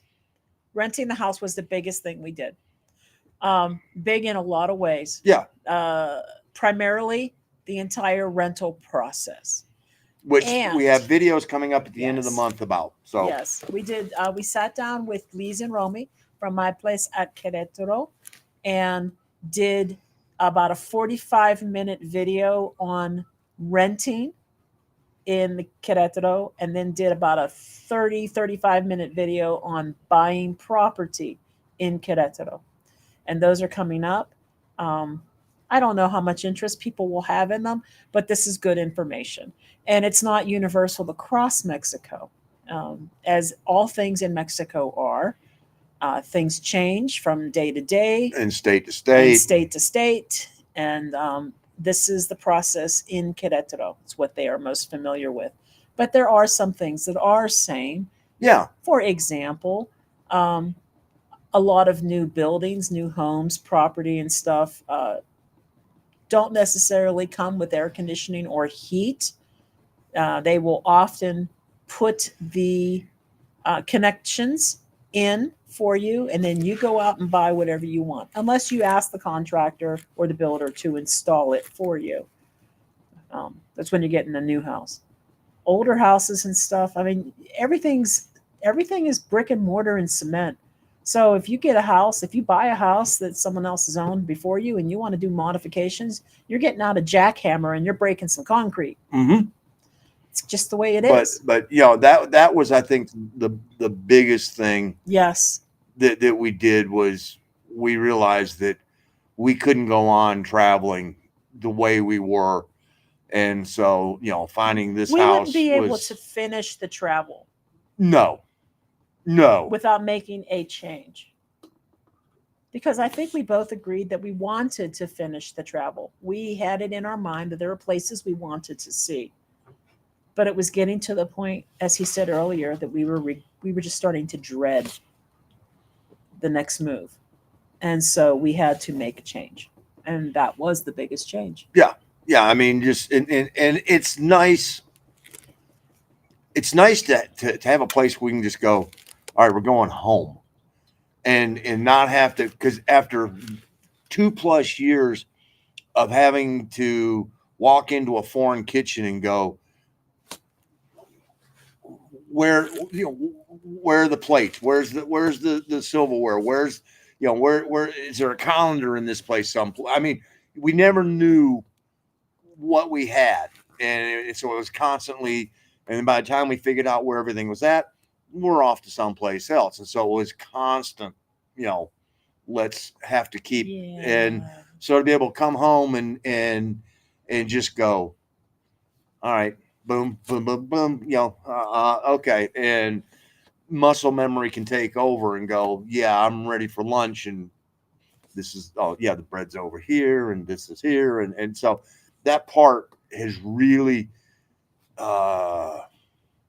it feels like we're living instead of traveling, and there's a difference between the two. Hmm. I mean, because when we're traveling, it's a constant state of, well, how much do I want to unpack? Do I want to take everything out of the suitcase? Do I want to hang everything up? Do I want to Yeah. put it in the drawers? Oh yeah, there were a few places that we had stayed at, and I never even unpacked. I lived out of the suitcase. So Yeah. it's nice here that everything is put away. We know where it's at. It's like, okay, No clutter. nope. It's Yeah. like, and like when we got home from Manzanillo, it wasn't let's just bring it all in, because when you first hit an Airbnb, we'd just get it all in the house, and then we'd have to sort of do a reconnaissance and go, where's it all going? Oh, do we have enough closet space? Can we put all these over here and this over here? We came home from Manzanillo, and it was like, all right, I've got this in my hand. It's this is going to my closet. This is going to her closet. It's going to the kitchen. Well, I haven't unpacked my suitcase No, yet. but what I'm saying though is that we knew where it all went. Yeah. There it was. Oh, okay.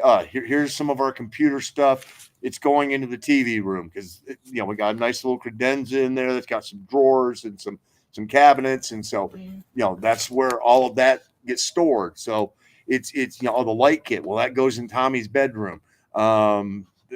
Just we know where things go, and so instead of even having to put thought process, it was just like pick it up, take it where it goes, drop it down, and that is nice to be able to go. So that was the biggest thing that we did in 2025 was Rental. Do the rental. The contract was just like, woo, that was something.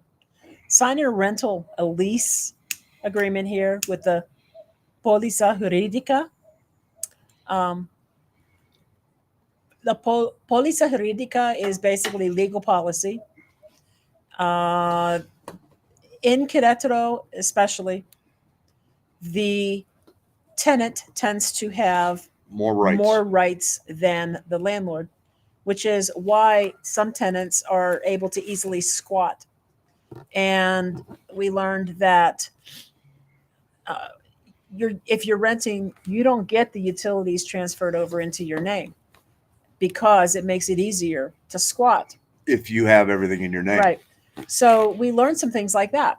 And one of the things that a lot of people in cities like Guadalajara, in Querétaro and stuff, what they like to do is the landlords like to bring in a lawyer. And the lawyer writes up this contract, the Póliza Jurídica. And now, keep this in mind. This is unlike, and we can only attest to what it's like in the U.S., but unlike that, this lawyer is not pro one side, anti other. No. This lawyer is there to enforce the law. Yeah. And so, it's not a what's the word I'm looking for? It's not contentious or anything else. It is there to make sure that everybody's rights Yeah. are are looked out for. Has the landlord paid the property taxes? Right. Things like that. Is the tenant, they do background checks on both the landlord and the tenant. And they did do background checks. Mm-hmm. This lawyer called my daughter And my mom. and in his best possible English, wanted to know how long she had known me. which was funny. She goes, well, all my life, that kind of thing. But he did call. That's the point. He did call my daughter in the U.S. and called his mother in the U.S. So this lawyer is doing all these background checks, and he is hired by the landlord. Yep. And he writes up this really long contract.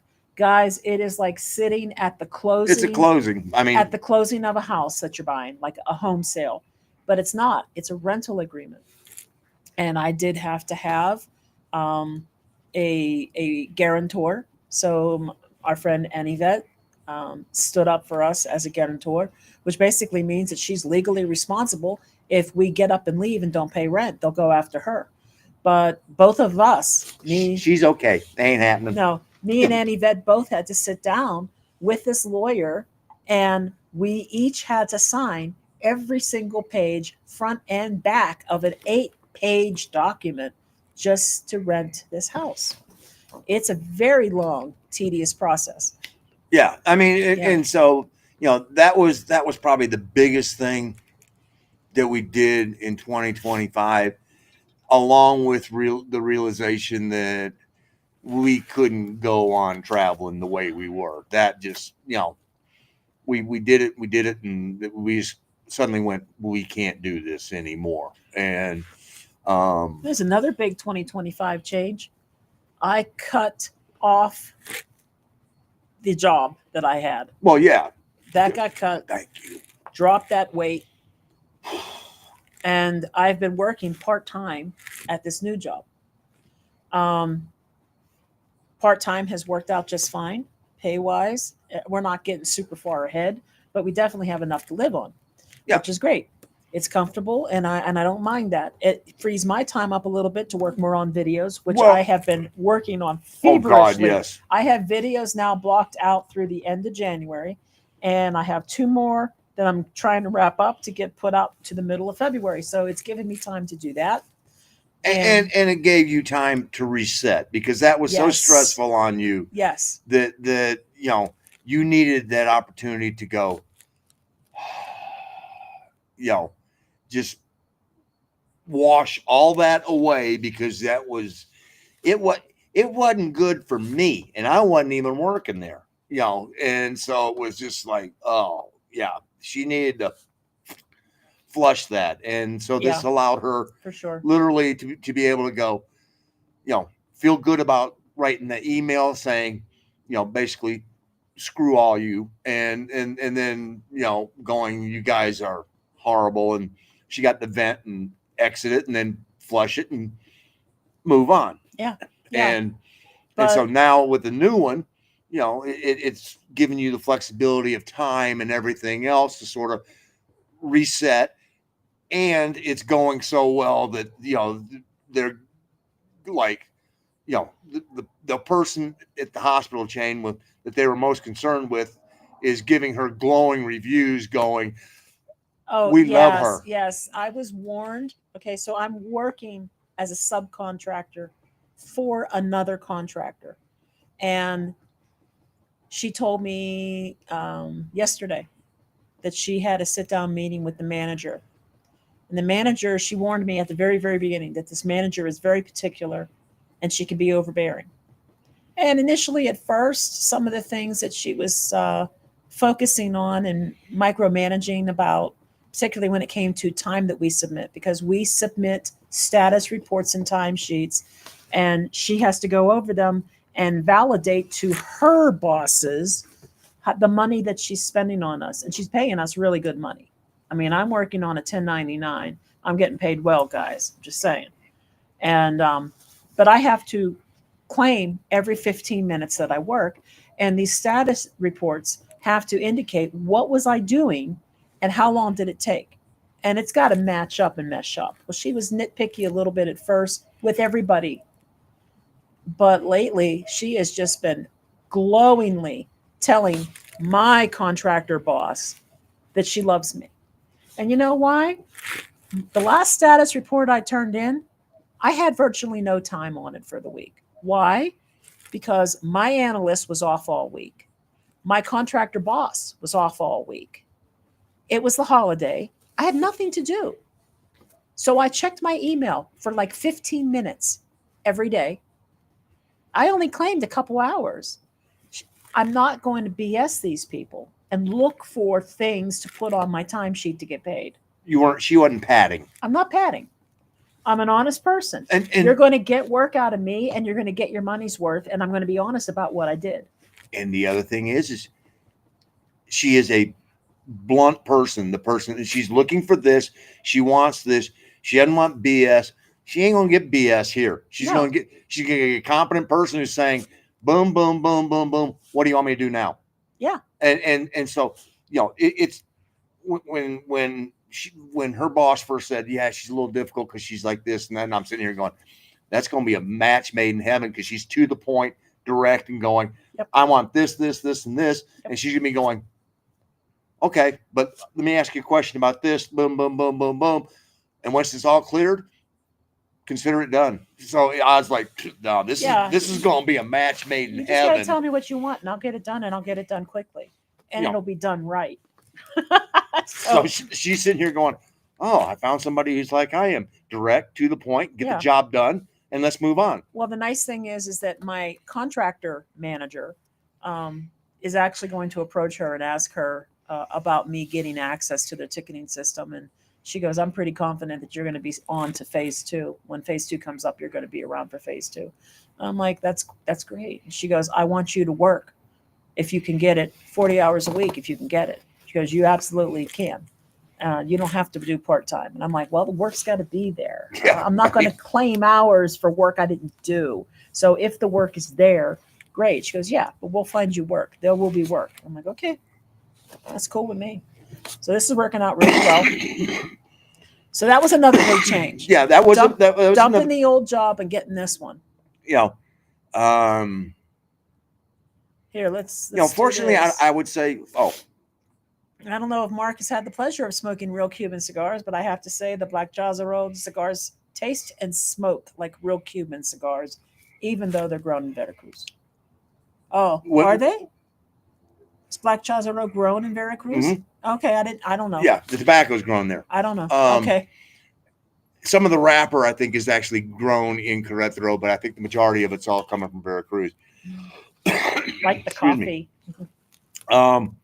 Yeah, when you know, I was in the photo industry, and every year at the PMA, Photo Marketing Association annual trade show, I had a good customer of mine that was in Vancouver, and John Rack, and I can say this now because I don't think John's even with us anymore. And every year, John would come and he'd come walking down the aisle, and he'd sort of wave at me, and he'd have a little brown paper bag in his hand, and he just walk into our booth and go to the back corner of the booth and put the bag down, and you know, we'd talk for a few minutes, and he'd go, you know, thanks, you know, you guys take care of me, boom, boom, boom, you know, let me know if you got any new products coming out, and so, you know, that was it. Didn't have to sell him on anything, because if I needed to sell him, I'd call him and everything else. And in that bag would be 4, 5, 6 Cuban cigars, you know, and because he was in Canada, he'd get them and he'd bring them in every year.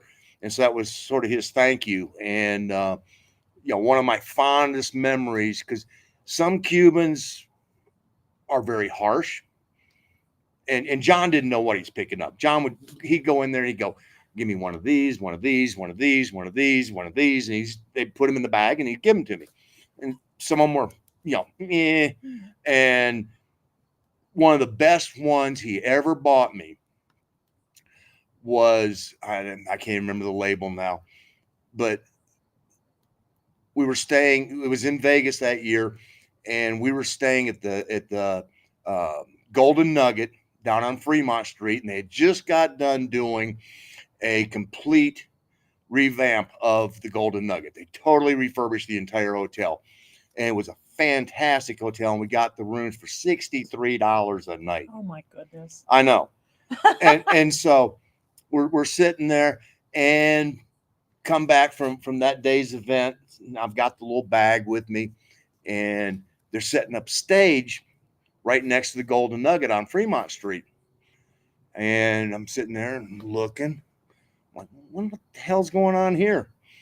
Look up. Tonight, the Guess Who. And I'm like, you got to be kidding me. One of my favorite. Wait, was Burton Cummings still in it? No, Okay. no. Okay. And neither was Randy. Okay. You know, this was Jim Peterson and a couple of the others, and they had a young kid who sounded like Burton and played the guitar like Randy, so he filled both roles. Wow.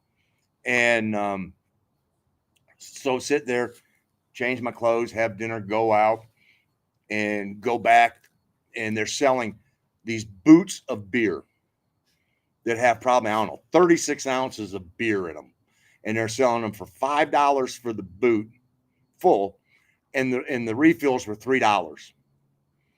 And get there, walk up, we plant ourselves there, and we're sitting there, and we're, I don't know, 20 feet from the stage, and we're outside.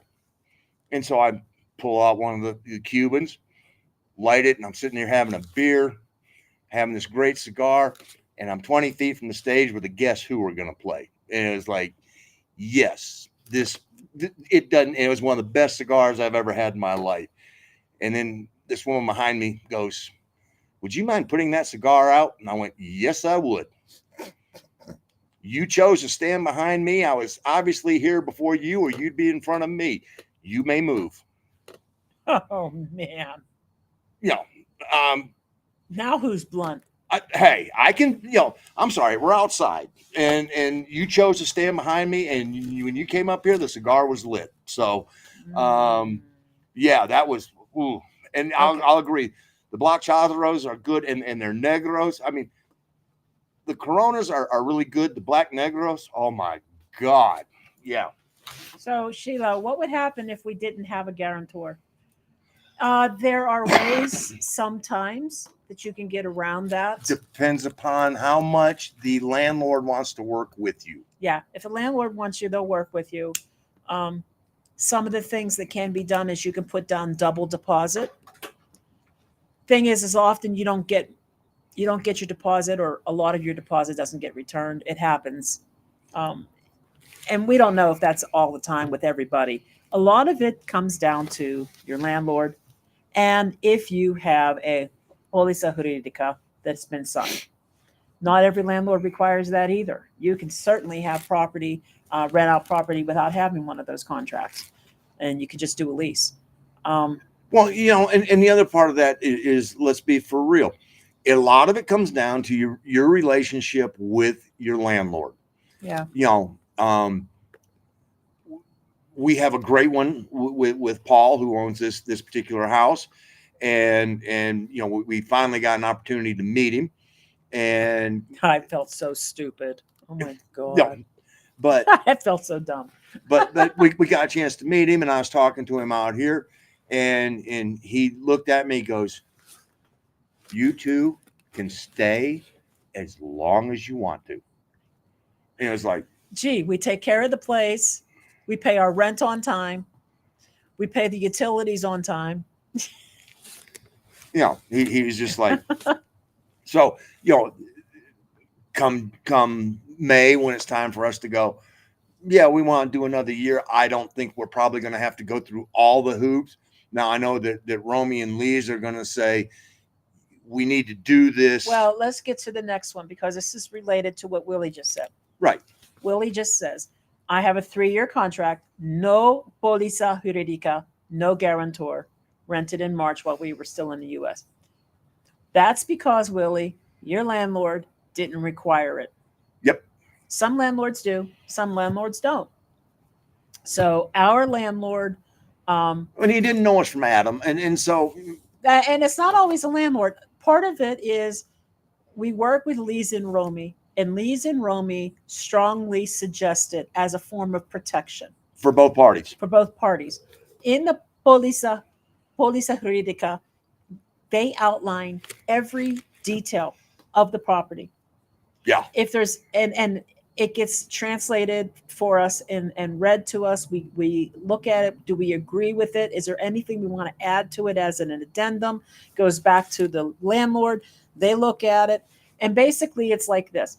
If you have a lease or a contract and something is not listed in it and it goes wrong, you could be held liable for something getting broken or going missing, or you could be out of luck getting it repaired. Right. Because it wasn't specifically listed as an issue. So in our Polisa Jurídica, we had addendums to it where we have a pergola here and there's a beam. And the structure of the beam was structurally leaning and pulling the rest of the pergola along with it. Now, I don't think it was going to like fall on us, but Romy's family, she comes from a building family, civil engineers and right. Architects and stuff. And she absolutely insisted that it be listed, that it gets repaired. So it got listed. We have wooden blinds throughout. Well, some of the blinds were broken and missing. She insisted that they be repaired. That got put in there. They got repaired. Things like that, and it protects us. It specifically lists in there that this is what the rent's going to cost. This is how many days. Grace period there is. Yeah. And I mean, every detail is outlined and it's in writing so that there's not one of these, oh, here's a surprise. No, if it's not in there, then it's not going to happen. How many pieces of silverware were in the drawer? I mean, it's yeah. Are there lights that needed to be replaced? All these things were listed. Now, we got the lights replaced. We didn't ask Paul to do it. We paid for it. I mean, it was one of those. We got some of them. We got some of them done. They were listed, and you knew about it. Right, but we didn't send him a receipt when we had them done. We just went and bought the lights and got them replaced, and and so the little things that needed to be done, we paid for, because it's like, all right, hold on, this is home. We got to make sure that this gets done. When the oven. The valve went bad on the oven and it wouldn't turn the gas on, or it wouldn't turn the gas off, which was a bigger problem. And so finally we managed to get that taken care of. But again, we didn't send the bill. We didn't send the bill. Just like when you rent places, most of the time, and in this particular case, the place came furnished. But when you rent places in Mexico, more often than not, they are not furnished, and not furnished also means no appliances. No appliances. Now, there might be an oven, hot water heater. Often there's no refrigerator and there's no washer dryer. And you might, if it's furnished, would have stuff. An unfurnished home might have an oven, stove, and a hot water heater, and that's all you get. So, this place is furnished. And he and I rented a place in the United States. Our landlord was Chinese. I don't know if this is just, maybe it's the rest of the world versus the United States. I'm not really sure. But in the United States, if you rent from somebody and something goes wrong and isn't working right, or if it needs to be upgraded or whatnot, your landlord typically will pay for that or part of that, right? Well, our landlord pretty much was a skinflint. And he was nice, but he really didn't want to do any upgrades. So he and I replaced the kitchen sink faucet because we needed one taller so we could get things underneath it. The kitchen light. We did the kitchen light. We got the hardware on the doors. Electrical wiring weirdness that wasn't right. Just little things. We did things, and we never got paid for any of that. But conversely, we were there 6 years, and he never raised the rent on us. Right. So we never asked him to pay for anything. The only thing we ever asked him to pay for was when we 50%. we went 50-50 on him in finishing fencing the backyard. So, And that was and that was just so our dog wouldn't get out. right. But we never would go after him and ask him if he would give us money to fix this, upgrade that in his house, right? We just did it. So we have that mindset already. If there's something here that we think needs to be upgraded or fixed, we're not going to go after our landlord and ask him to pay for it, unless it's maybe something like that hot water heater that we might get changed to an on-demand potentially. But, you know, so we needed to get the oven fixed. And We did it. Lee's and Romy sent us the name of a technician. He came over, he fixed it. We paid for it. We had an electrician, plumber come over to look at a couple things. We paid for that both times he came over. Yeah. We're not going after our landlord to ask him to pay for these things. And he knows we're taking care of the place. Mm-hmm. So when it comes time to renew, which we probably will, I don't know if we're still going to have a políza jurídica or not. Romy and Liz feel strongly that it's protection for us. And it doesn't cost a lot. It's like, I think it's 1/3 of 1 month's rent is what it costs. And it covers you for the year. I can't remember. I think that's it'll what be it in the is. video. Something like that. Yeah. But for sure, if a landlord wants one, he'll ask for one. If the I got a feeling that we probably won't need the guarantor on the renewal. I think he's going to be like, yeah, you guys. And that will be the landlord's decision as well. That's his The decision. lawyer was there to get the signature of the guarantor, but that's probably the landlord's decision. Yeah, that's on him. Yeah. So. And if we have really good relationship with him, he probably won't want it the second year. Well, I'm sure we're still kind of navigating that to see how that whole process works moving forward. But that's how it was at the beginning. And, we're foreigners. We have no credit history here, or at least we didn't at the time. And,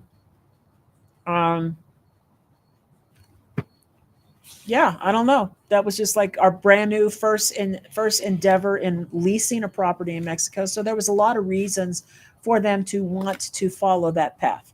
And in Willie's case, they didn't follow that path, like you're saying, Willie, but they, maybe it was just one of those situations where your landlord didn't feel that was necessary. And it was one of those situations where we had somebody working on our behalf who thought it was a good idea to have it. So we went with it. Well, I think the other part of it is depending upon who the landlord is. If I think that our particular landlord doesn't rent a lot of property, and so he's not as in tune with everything, so he wants to be protected as much.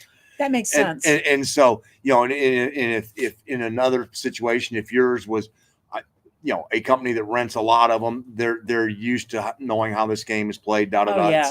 So it really, I think a lot of it depends upon who the actual landlord is. And so, I mean, Paul has 2 properties here in Balvanera because he used to live here in Balvanera, and this house that we're in was his guest house. It's on the opposite side from where his house was.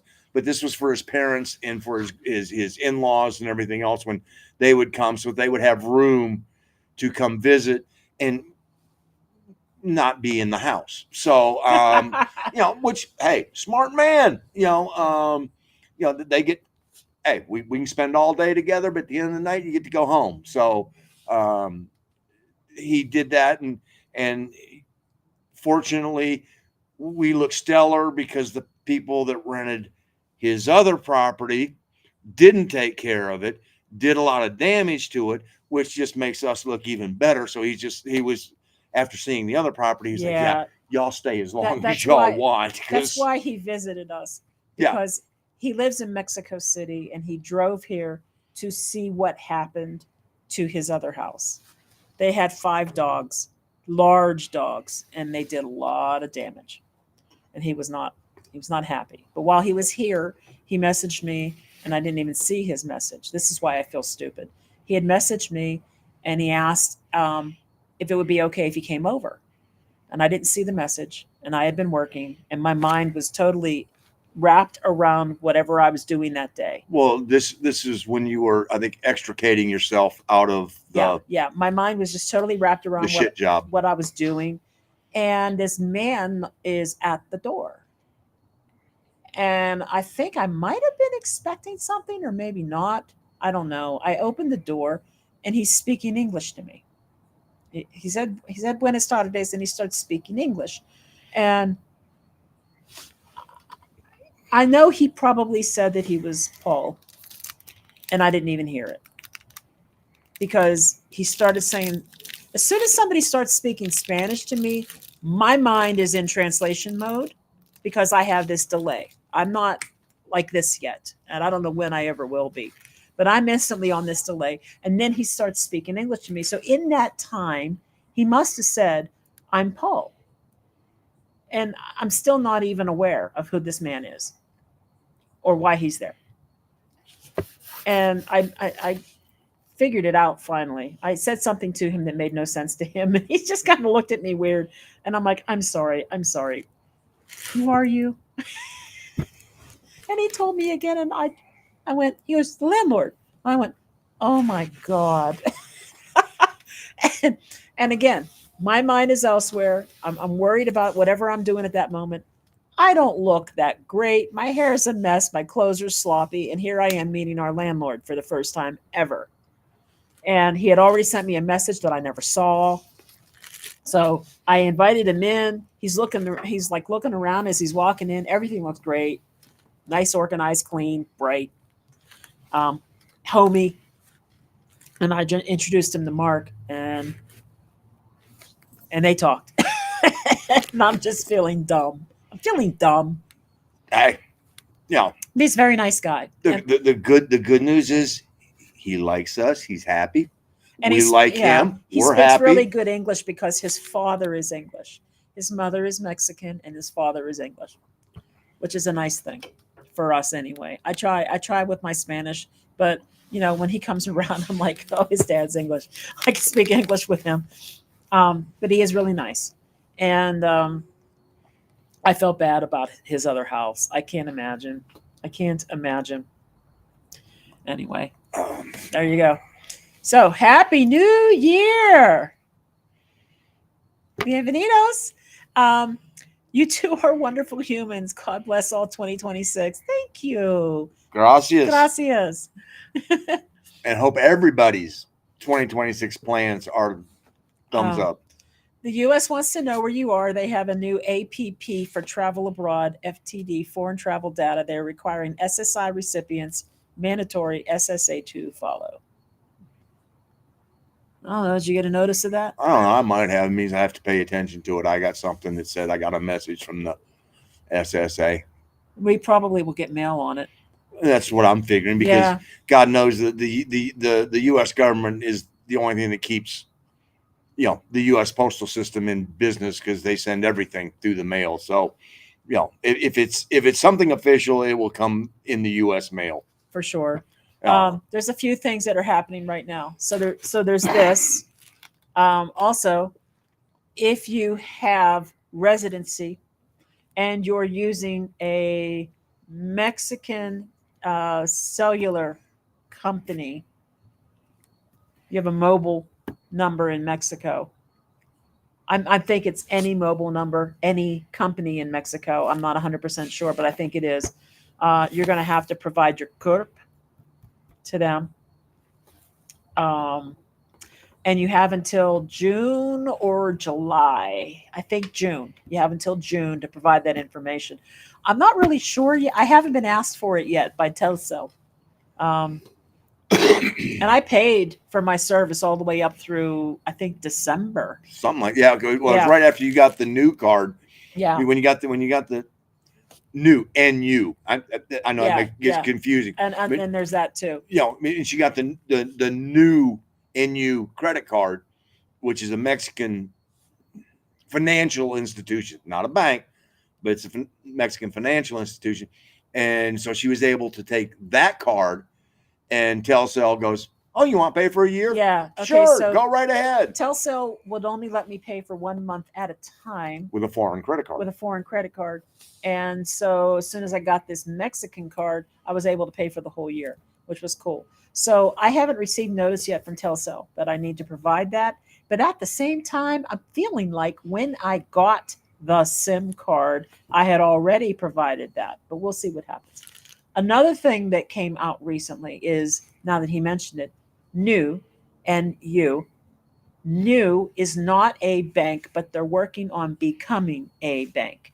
Therefore, there are things that they have to do for um, for the tax administration, SAT. And one of the things that I had to do today, I'm so proud of myself. I had to download a PDF from them and provide information about where I live, my citizenship and nationality, and if I pay taxes to another country outside of Mexico.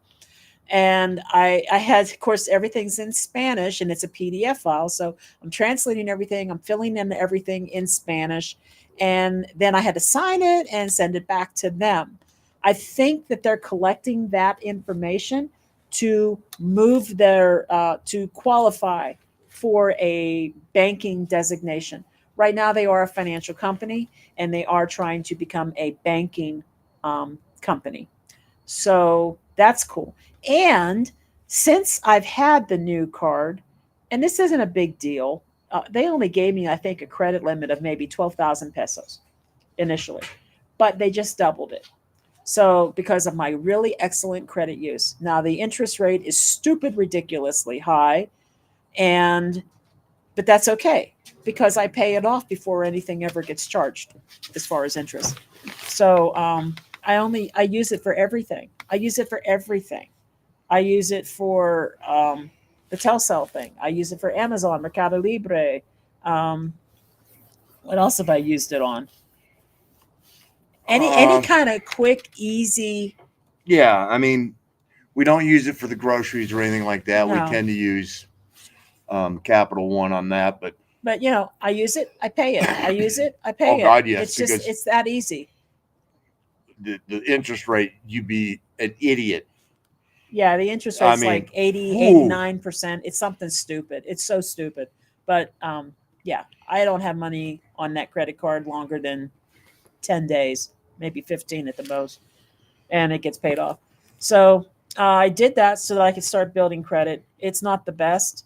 You could get much better terms and limits and interest rates going through a bank, but we already tried two banks, and jumping through hoops with those two banks to get an Well, account open was ridiculous. and New is now working on trying to become an actual bank. Yeah, So, which means that when they become a bank, they will be able to allow higher limits in bigger deposits. deposits of funds in there, because right now Right. you can only keep so much in there in a month, and I can only make because they're working against trying to have the instances of people using them to launder money, and so nobody 20,000 pesos a month or whatever it is, somewhere it's not a huge number. It's not worth trying to launder money at that minute amount. So that they're but all banking institutions in Mexico have a limit on what they report to SAT. I'm not real sure what that limit is. You can deposit as much as you want into your regular bank account, but if it exceeds a certain limit, the bank is required by law to report this to SAT. same thing in the U.S. I mean, Yeah. you deposit $10,000 or more into your bank account, then by law, the banking institution in the U.S., or if you spend $10,000, if you go and buy, let's say you go to a local Ford dealership and you pop down 45 grand because you want to buy the newest Mustang and you pay for it in cash. Well, guess what?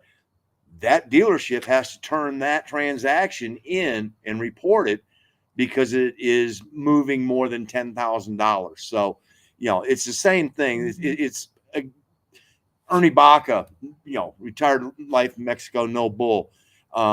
knows all this very well because his part is in law enforcement. He worked on that, but it's one of the things they try to do to keep people from laundering money. And same thing It here. makes sense. Oh, but good. We get some good stuff here because I might do all of this. So, um, hey, I see that Carolina finished 8-9 in the playoffs. Hey. Yeah. I was at the beginning of the year. If we'd have hit 7 wins, I would have considered that to be a tremendous success for us this year. That we'd have made a big step in the right direction. Yep. This was just bonus, for us to limp in and go. Limp. And hey, we lose the last game. We should have won the game. Thank you, refs. You suck. But we and we did it to ourselves because if we'd have kicked that field goal instead of having the turnover, we would have won the game by 1. But it's one of those where you go, we took monumental steps this year. Yes, Christmas came early. Am I expecting us to win this week against a team that oh, that's right, they'd have been the number 1 seed in the playoffs if they hadn't lost to us? So I'm expecting a Rams team that's going to be coming in going, we ain't taking them lightly. They already beat us once. We're short time in the playoffs, probably. But you know what? It was an outstanding season. We'll take it, and we'll grow on it. Will we grow a lot? No, because now we're going to have a first-place schedule next year. So, yeah. Okay. Is building your credit in Mexico similar to building your credit in the United States? I don't know why I haven't thought of this yet. I am learning, but I want to say no. In some ways, yes, and probably in a lot of ways, no. And this is how it is similar. They do have credit bureaus, and payments and lack of payments and on-time payments do get reported. And that credit score will affect maybe how much a bank would loan you, things like that. The thing is Mexico still very much is a cash society. Oh, yeah. So I'm not this is where I don't know. I'm not exactly sure how easy or even how common it is for people to go out and buy a car on credit with payments or mortgages, for example. People just buy a house and they build on their house as they get money to do so often. So there's a lot of this that I'm not real sure. That's the part that I can't really say for certain. But I do know that they have reporting bureaus and things like credit cards and maybe even contracts. Maybe your electricity contract, your water contract, things like that. Your cell phone contracts. Those things would get reported to the credit bureaus as well. Now, where does it differ? Well, in the United States, your credit score can make or break you in a lot of ways. It can affect the amount of your car insurance. Oh, it can affect, which is bull. It affects the interest rates on everything you get loans for. Basically, the poorest people who have the hardest amount of time pay the most, end up paying the most because their credit scores suck. And it's unfair in a lot of ways. I don't think that happens here. I don't think it, or at least not as prevalent here. No, they stick it to everybody. I mean, the interest rates are ridiculous. I mean, it doesn't matter. You can have A1 credit and okay, instead of 80%, you're going to get 40%. Folks, you still do not want to carry a balance. No. It is all designed down here to go, do not dig a hole. Because if you dig a hole down here, you ain't getting out of it. No, you're not. I mean, so it's one of those. It's like, I'm serious, it's like 89% on this card. When I first applied for the card, that's what it was, 80 to 89% roughly. And enough to choke you. Yeah. But I was like, you know what? I want to build credit and I'm not going to carry a balance anyway. So then I got the card and then I updated through their app what my income was. And yeah, because they maxed it out at 99,000 pesos a month. A year. Or a year. And it wouldn't go above that. I mean, it was like, that's the highest number. I think it was a year. I think it was. Or maybe it was a month. I don't know. Whatever it was. It was maxed out. It was maxed out. You could only put in 5 digits. And then when she got approved, it opened it up to be able to amend it. And when she went in to amend it, then it allowed for more digits in there. Then when she Yeah. put her actual amount in there, then it went, oh, okay, well, They cut it down. They cut it almost in half. It went from like 80, it's like 80 or 89%. They cut it down to 40 some percent. Even 40 some percent interest is still stupid, Oof. right? And so they doubled That's my credit. predatory. They doubled my credit limit today to 24,000 pesos, and it's back up to this 80 or 89% interest again. I don't even care. I that would make some people go, oh, but the thing is I'm not going to carry a balance, No. so it doesn't matter. With that interest So- rate, there is no way. No. So, like I said, I might have money on that card for 10 or 15 days at the most, and it gets paid off. And they make it really easy. I have a debit and a credit account. So I keep money on the debit account, and I even have it set up to make an automatic payment if I forget, and they'll automatically transfer it over and pay it off. So it's cool. But I don't think it's the same. And I'm still not entirely sure No. how beneficial having credit in Mexico really is going to be realistically. I don't know. Maybe it's not. No, important. but the nice part is we have run into a not even a handful of instances where a U.S. credit card was not accepted. Yes. And Yes. I mean, I think maybe 2 times in the 3+ years we've been here. I think twice now we've had that occur, and it would have been nice to have been able to be able to go here, Yeah. just put it right on here. So now we have a Mexican debit and a Mexican credit card. I remember this too. What is the name of the airline? Volaris. Volaris. Oh, There was a time 2 that years ago they ran a special. there was a time that Q Ooh. Paul was talking about dollar up because and one of the reasons he said that it would be great to have it is it's a Mexican number, and he said, and then you can take advantage of this thing that Volaris is doing where you can pay this amount of money and you have unlimited flights for the year. But you can only do this if you have a Mexican credit card. That was one of the reasons he was promoting that at that time. Well, so there's a reason right there why you might want to have a Mexican credit card. Put it this way, they haven't run it against, and if they do, we will be taking advantage. Will we?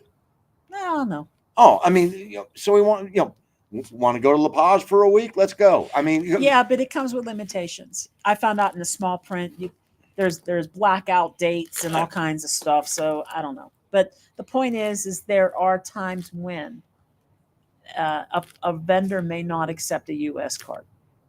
very rarely. It doesn't happen a lot, but it could happen. And I noticed sometimes I think, I don't know if this is always true, but sometimes I think that this happens with Starlink Mexico.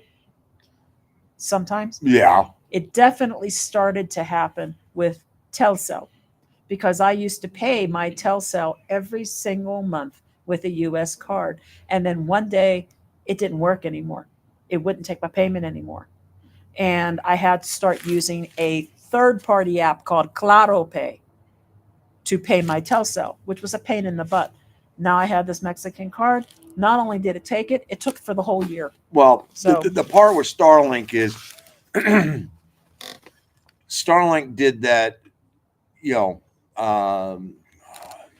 the pay-as-you-go program, and we had a credit card company that told us that we will not do business with anybody who does the pay-as-you-go.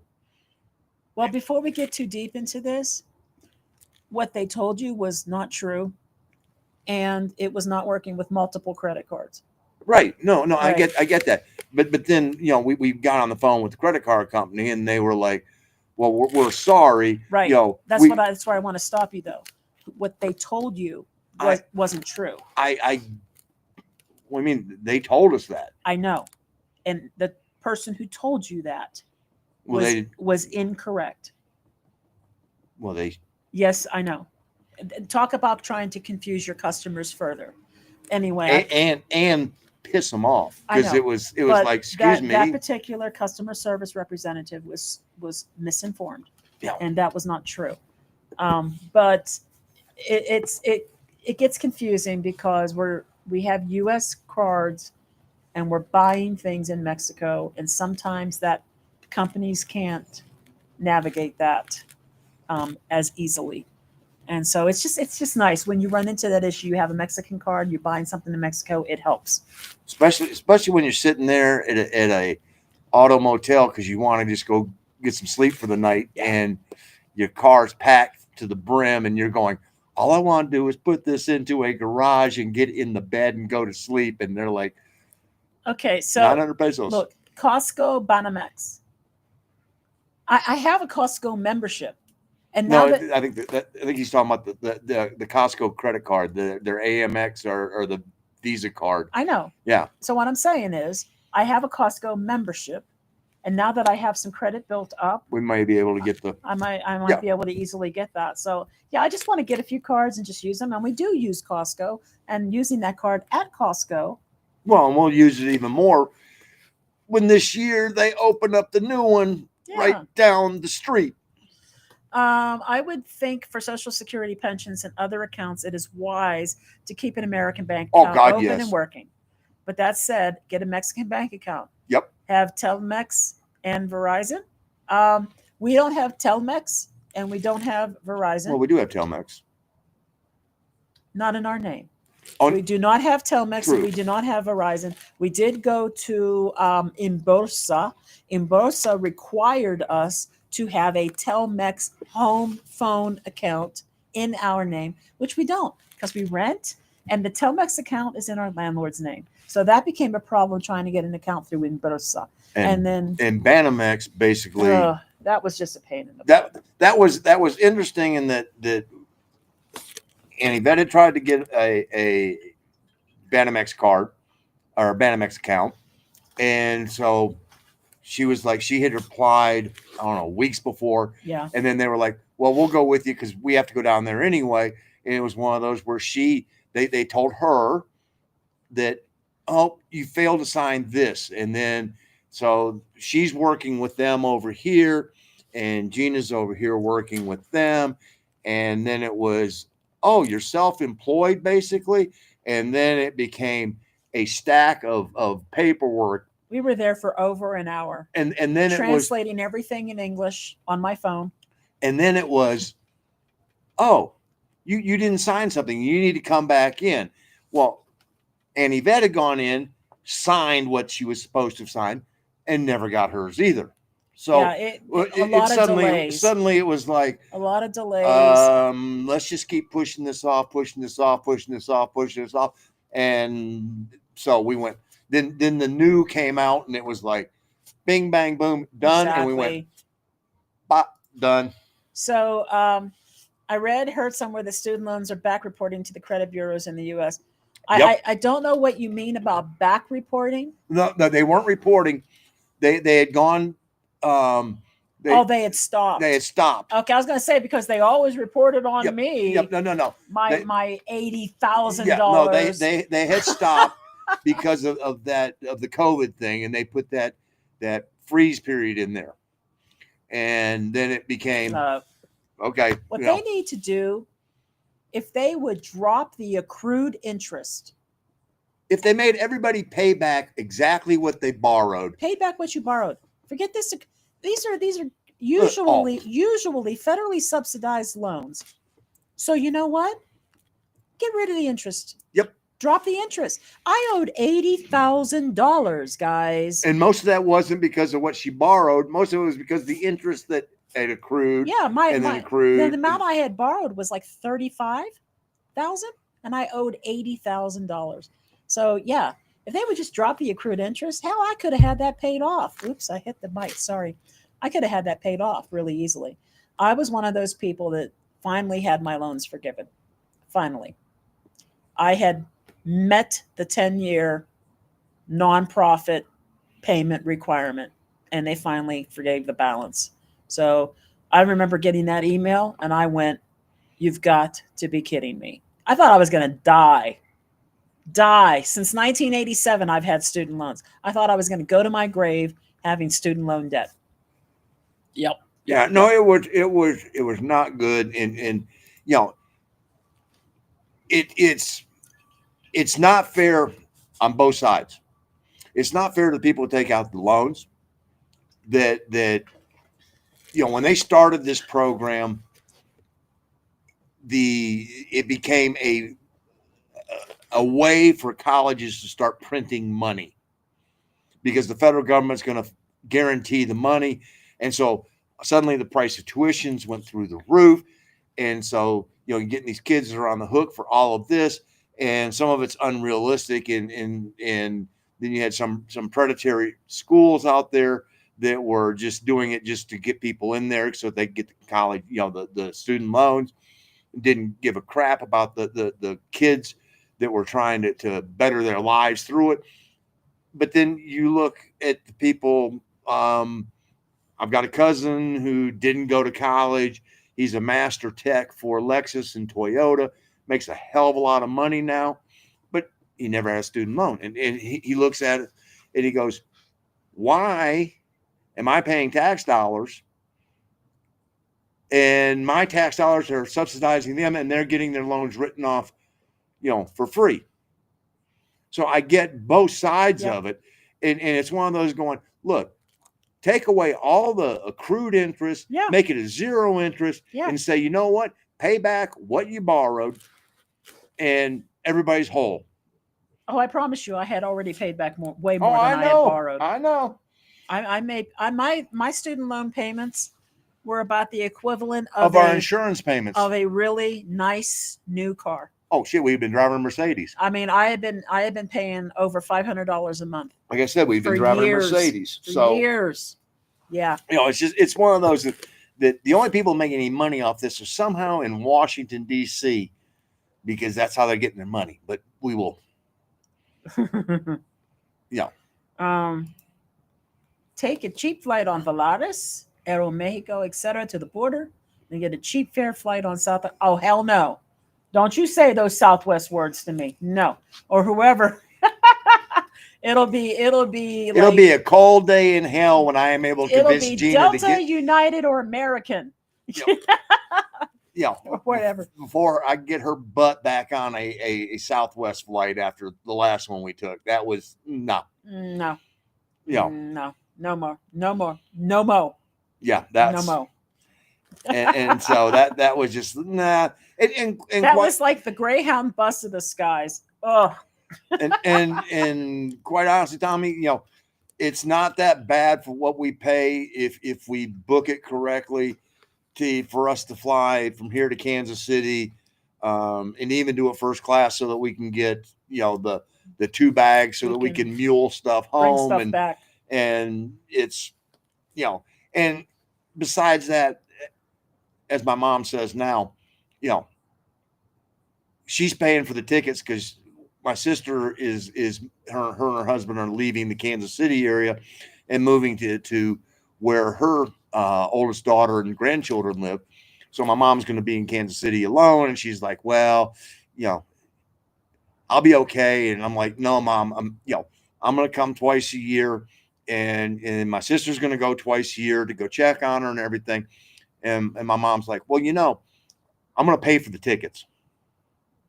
She goes, it's your money anyway. So, and I'm like, whatever. But, so we'll charge her whatever, and then we'll pay for the first class on top of that because I'm not going to let her pay for the first class part because, that's nah. Yep. It's good that you do not have student loans. Oh. The federal debt is about the only debt that can affect your SS benefits, and the other is unpaid child support. And you know what? Here's what's unfortunate about that. You could have gone to school and racked up a lot of debt. And it just gets worse if you have graduate school, right? Oh. You work on your master's. I mean, it's just even more. So you could come out of school. You could have too much debt, more than 40,000. People who go off to graduate studies may have 100,000 or more in student loan and debt. imagine if you go to like my cousin who's an OBGYN.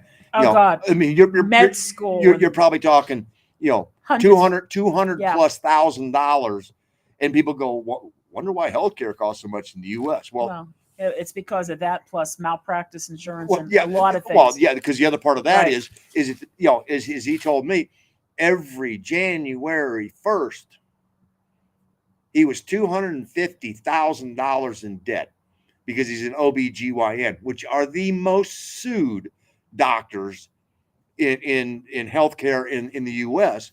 Yeah. And so $250,000 is what he pays every year in malpractice insurance. Guess what? He ain't paying for it. Everybody else is. So, so the student loan debt. Imagine that you are a very financially responsible person, but you have all this student loan debt.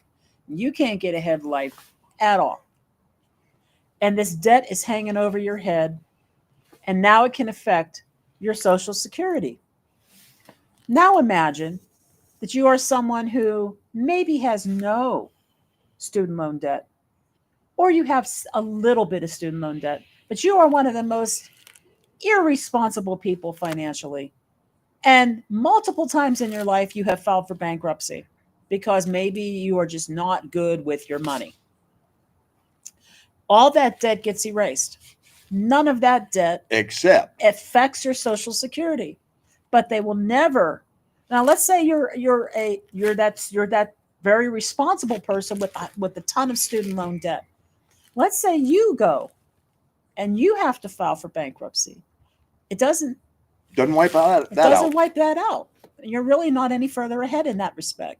So I always thought it was kind of unfair that student loan debt, of all things, affects anything federally managed, whether it's Social Security, special housing loans, things like that. Student loan debt can screw you up. It can ruin your life. And there's nothing you can do about it. It doesn't go anywhere. It follows you to your grave. Thank you, Washington. So that's sad. The unpaid child support, I have very little sympathy on that. I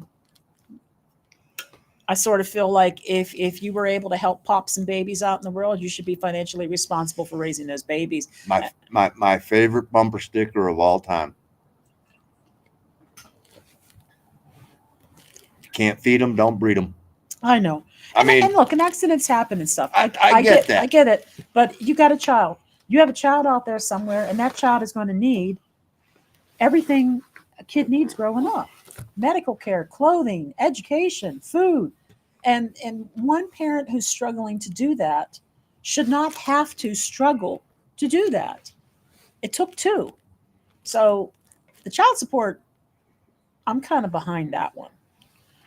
And there's deadbeat moms out there just as much as there's deadbeat fathers. So it happens. But that student loan debt one's always been a contentious one for me. I feel it's unfortunate, depending on a person's circumstances, that debt follows you to your grave. And I think it's unfortunate that the interest rates is what they are. Let me give you an example of the interest rates. When I first started getting my student loans, the interest rates were about 8.5%. That's high. When I had graduated and I had worked a couple years and then went back to school, the loans they were giving out at that time were down to 2%. I got a couple, but they weren't real big ones.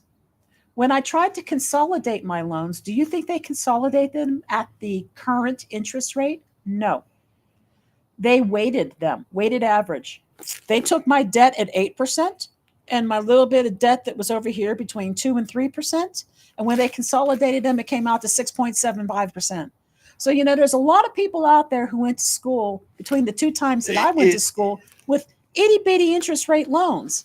But here I was, middle-aged and struggling to work a job, raise a family and everything else. And I'm paying six. It has nothing to do with what is best for the people. No. It has everything to do with what is best for somebody who is skimming somewhere.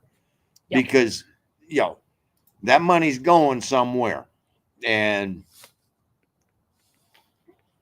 that just wrong. So Biden had a decency to forgive student loans. The golfer didn't. Sorry. Oh yeah. Well, I know. And the program, I think that program was actually developed by Obama. mm-mm, The mm-mm. I think it was Bush. I'm not really 100% sure. I was working at Meridian at the time that the program became effective. And at the time, the rules of it were if you work within certain industries, and nonprofit was a huge one. And I did. I worked for Yeah. nonprofits for many, many years. And and so, hospitals generally, if they're not for profit, that qualifies.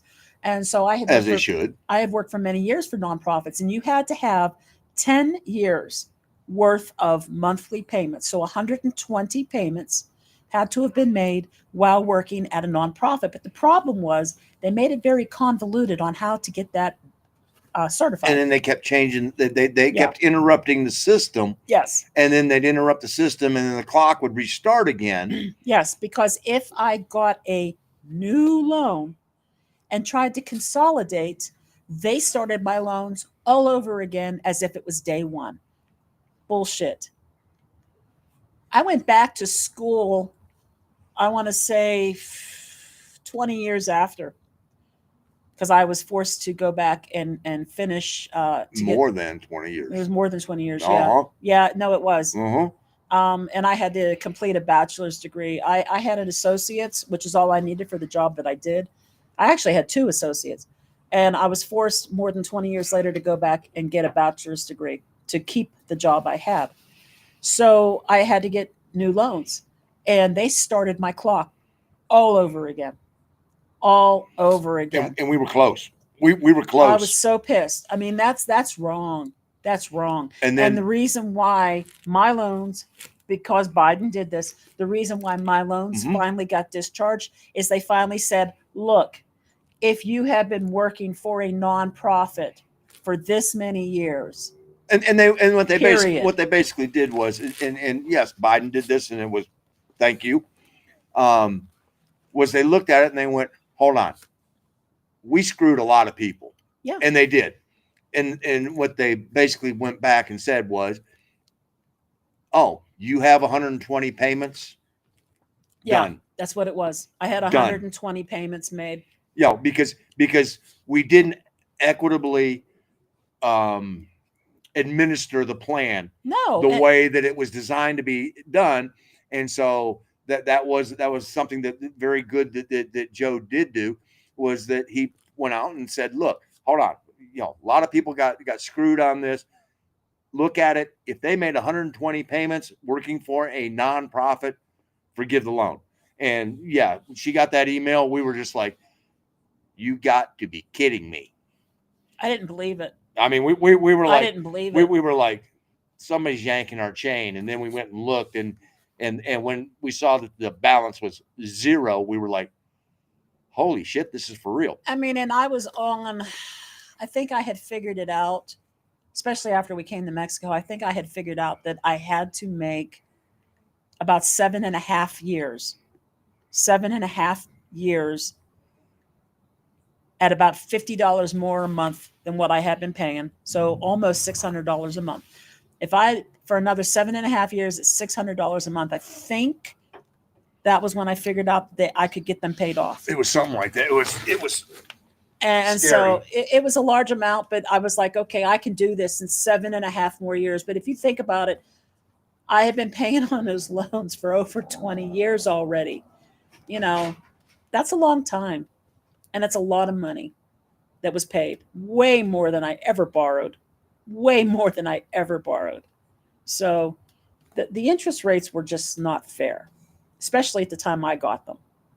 When you've got people that were out there getting 2% student loans, and I had 8% student loans, and my consolidation is almost 7%. It's just not even right. So I'm glad that's over with. Anyway, yeah. Now my daughter, youngest daughter, who went to Elon University, she almost had a complete scholarship. Elon's a private college, private university, and I think about the only thing it ended up not covering was basically half of her living, half of her resident hall and apartment. So she ended up with about 15 to $20,000 of debt. Fortunately, she's got a good paying job and she's paying that down quickly. So good for her. But I said to her, don't mess around, man. Don't mess around. Whatever they tell you your payment is, pay $50 to $100 more. Just get it paid. Thank God that girl got a scholarship, because it was 42 grand a year just in tuition. Yeah, her scholarship was about 45,000 a year, I believe. Whew. And she still had to take out damn loans. Yeah, about 20,000 worth, 15 to 20,000. And she got a stipend when she did her internship in LA. And so, yeah, but that was a very expensive school. Not the most expensive, obviously, but it's funny because when I took her around on college tours, she wasn't so sure if private schools should be on the list. How are we going to afford these private schools? I said, let's just go.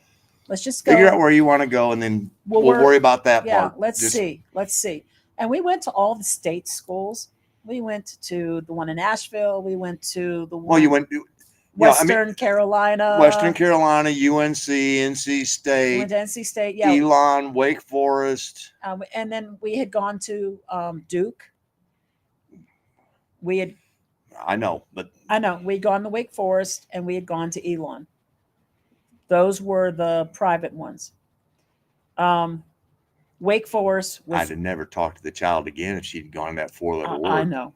Elon's a 4-letter word, but I can deal with that. I was personally not impressed with NC State's campus in general. No, you didn't like Carolina's. That was the one you came back. Oh, sorry, Carolina. You're right. Yeah. I didn't care for their campus, but it wasn't my decision to make. I don't think she liked it either. When we went to Wake Forest, we both walked away from there feeling like that place was too damn bougie for us. I said nothing. It wasn't my decision to say anything. And her best friend was going to school there. But we were in the car and I was just keeping my lip tight. Nope. She was like, no, that place is just, and I'm like, what do you mean? She goes, it's bougie. I just busted out laughing. I'm like, okay, does that mean it's not on your list? She goes, no. The two that she liked the most was Western Carolina, up in the mountains, and Elon. Western Carolina accepted her, and Elon accepted her. Everybody would have. If she had submitted applications, just about everybody was going to accept her because, Yeah, she had really good grades and everything else. Uh-huh. Western Carolina did not give her $1 of any kind of financial aid. They offered her some work study, and it wasn't even that much. Elon offered her $45,000 in scholarships per year. Western Carolina was without any financial aid. We could not have afforded to send her there. Believe it or not, it's a state-funded school, but with no financial aid, we could not afford to send her there. She would have walked away owing more money going to a state-funded public school. A lot more. Than she walked away from going to a private school. Yep. And it just goes to show you just never know. Are you getting closer to making a decision where you may reside in Mexico? I think we are probably very close to making that decision. But we only have 2 places left to go. And both of those places are going to be planned. We don't have them booked yet, and we're going to need to book them, and we're definitely going to be flying. We're not driving. So, and we know, even though we want to see them, and even though we know people in both places, we know that humidity and that temperature is not going to be compatible with us. We know it already. I think we already know where we're going to end up. I think all of you already know where we're going to end up. Duh. But we're not saying it yet. But I think you all know. I think you know just as much as we know. Look at the side eye he gives me. I ain't saying a word, Yes, I know. I but think but we it's all know. but it's good to be home. So Yeah, but you know what? I will say this: this is not going to be the final home. It can't be. We like it here, but it can't be. It can't be because we've got things that we want to bring to Mexico, and there's nowhere here to put them. This this house, as nice as it is, it really is built to be a vacation home. It's a well, it's a vacation home. All of these houses right around us in this little quad are vacation homes. They have um, bed pedestals that are made out of concrete and can't be moved. They have very small closets, not a lot of space for your clothes and your things. that's sort of typical Mexico. Other, I mean, I mean, you would have to put a wardrobe in somewhere, but the rooms have you can't move the rooms no. around. I mean, So let's be for real. The only house that we have been in Mexico that had closet space galore was El Tejar. yeah, I I understand mean that, that, but and that was. and it doesn't matter to me if that's the only house. I mean, No, I'm saying is but lack of. all of those houses had enough room to bring a wardrobe closet in and set it up No, somewhere. no, no, no. I agree with What I'm that. saying is the footprint here doesn't allow that. It's sort of set up the way it has to be set up. There's not a whole lot of change that can be made in this house. Yeah, we would not have the room to bring in a lazy boy, And and we and would not have the room to bring my records and my record player. and we actually did have that conversation about lazy Yeah, boys. It was like, we do not have the room to have an art studio here. This place is set up and to be the way it is without any without knocking something out. You know, you can't really alter. no. I mean, And the living room, it's beautiful, but it's floor to ceiling windows. So two story. there's no walls, so you can't put a cupboard someplace. You can't put a record player and records someplace. No, You can't hang pictures anywhere. It's kind of like that. So I like it here. I do, but it can't be the permanent final place. It just can't be. I'd agree with that, but it's a good way of. This is a good place to recharge the batteries. Yeah.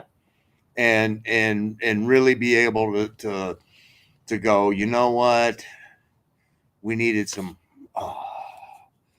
And like, yeah, okay. See, so Ruby, you're right. I mean, you did say you were signing a lease again. Yeah, when it comes in June, we probably will. We probably will sign another lease. Um, Because we still have to get all the way through the permanent residency and everything else. And so, when 2027 hits next time this year, we will be permanent residents. And so then it's going to be, okay, now what are we going to do? exactly. And, that's going to be a time for us to start making different decisions and going, what, where, Yeah, I can honestly say, I think that if it were Querétaro, really? I said if it were Querétaro, that it would be on the southern end of Querétaro. I think that we like it down here. I would agree with that. I prefer southern Querétaro over northern Querétaro. Basically, I like it better than Juriquilla, uh, Zivata, Zivata, Zakia. Zakia. I like it I mean, in Corregidora. I like it. I mean, if we can find a house in Calesa, I might be Tempted. to have to reassess. We do like Calesa. Colonia Calesa. But and the other part of it is, of course, the more we drive around, the more familiar we are with everything that's down here, and da da da da. And it's just and there's an HEB coming, and there's a Costco coming, and the hell else we need? And it's one of those things where we need a couple of years. We need a couple of years renting before we even consider potentially buying or building. It would be like that. And buying, this will be in the video coming up on buying from a private seller can be risky because there are no guarantees. You can They don't really do home inspections here like they do in the US. You can bring somebody in to do some basic, what is wrong? Nothing. You can bring somebody in to do some basic um, functional inspection. But again, everything's behind concrete. It's an as is purchase. Yes. Buying from a contractor, builder, developer, typically it comes with some sort of warranties. So many years on this, so many years on that. So there's a little bit of protection there. But we need to save up money to buy. We're not going to do mortgage. That doesn't really, it can be done here, but you just don't want to pay that interest rate. So we need a couple years to save up before we can buy. So we're going to be renting for a while, no matter where we are. Yeah, I mean, but it's a matter of renting is not a bad thing because it as you move around. I wish we'd had spent more time in Campeche because I did like the vibe that was in Campeche for the wee short of time. It was hot. It was hot. I mean, and that was, oh my God. And that was December, January. It was hot. That was January. Yeah. Yeah. It was hot. Because that was in the 3-day period that we drove across the Yucatan Peninsula twice in 3 days. Yeah. Yeah. Fortunately, Campeche is before you get to the melted road, so we didn't have to go across that again. But but even trying to get to know a city, it's hard. I mean, let's be for real. There's 1 million people plus that live here in Querétaro.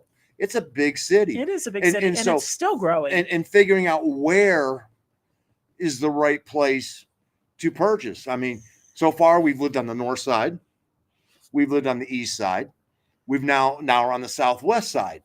So we're getting more of a feel for what is in each of the areas, but it's something that you've got to spend time. And Tom, you're so fun.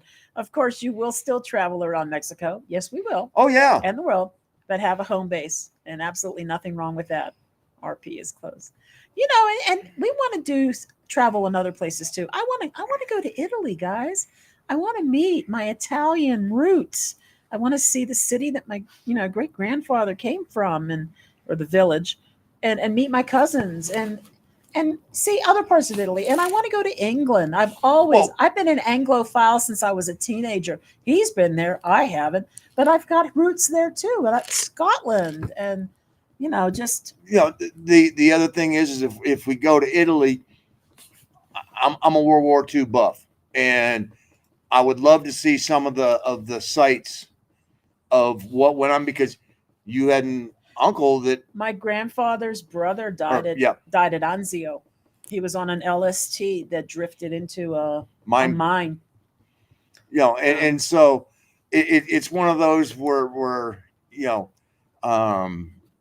it's an opportunity to learn more, because I think that personally, I think every American should be able and should experience Normandy. I'd like to see that. It is that life altering. It is one of those when you stand on Omaha Beach and you look up and you go, there's no way anybody should have ever gotten off of that beach And it was only by, sheer determination that they did get off of that beach. And then to go to Colville Cemetery and stand up there and to see all of those graves, and then to see how the French people who tend to that cemetery revere the sacrifice that those men made to help To liberate France. liberate, them from that occupation.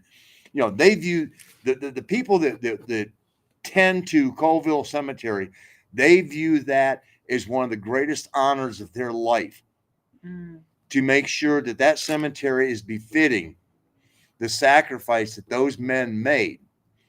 And you stand there in Colville and you can look over the bluff and look down at Omaha Beach, and it's moving. It is very moving.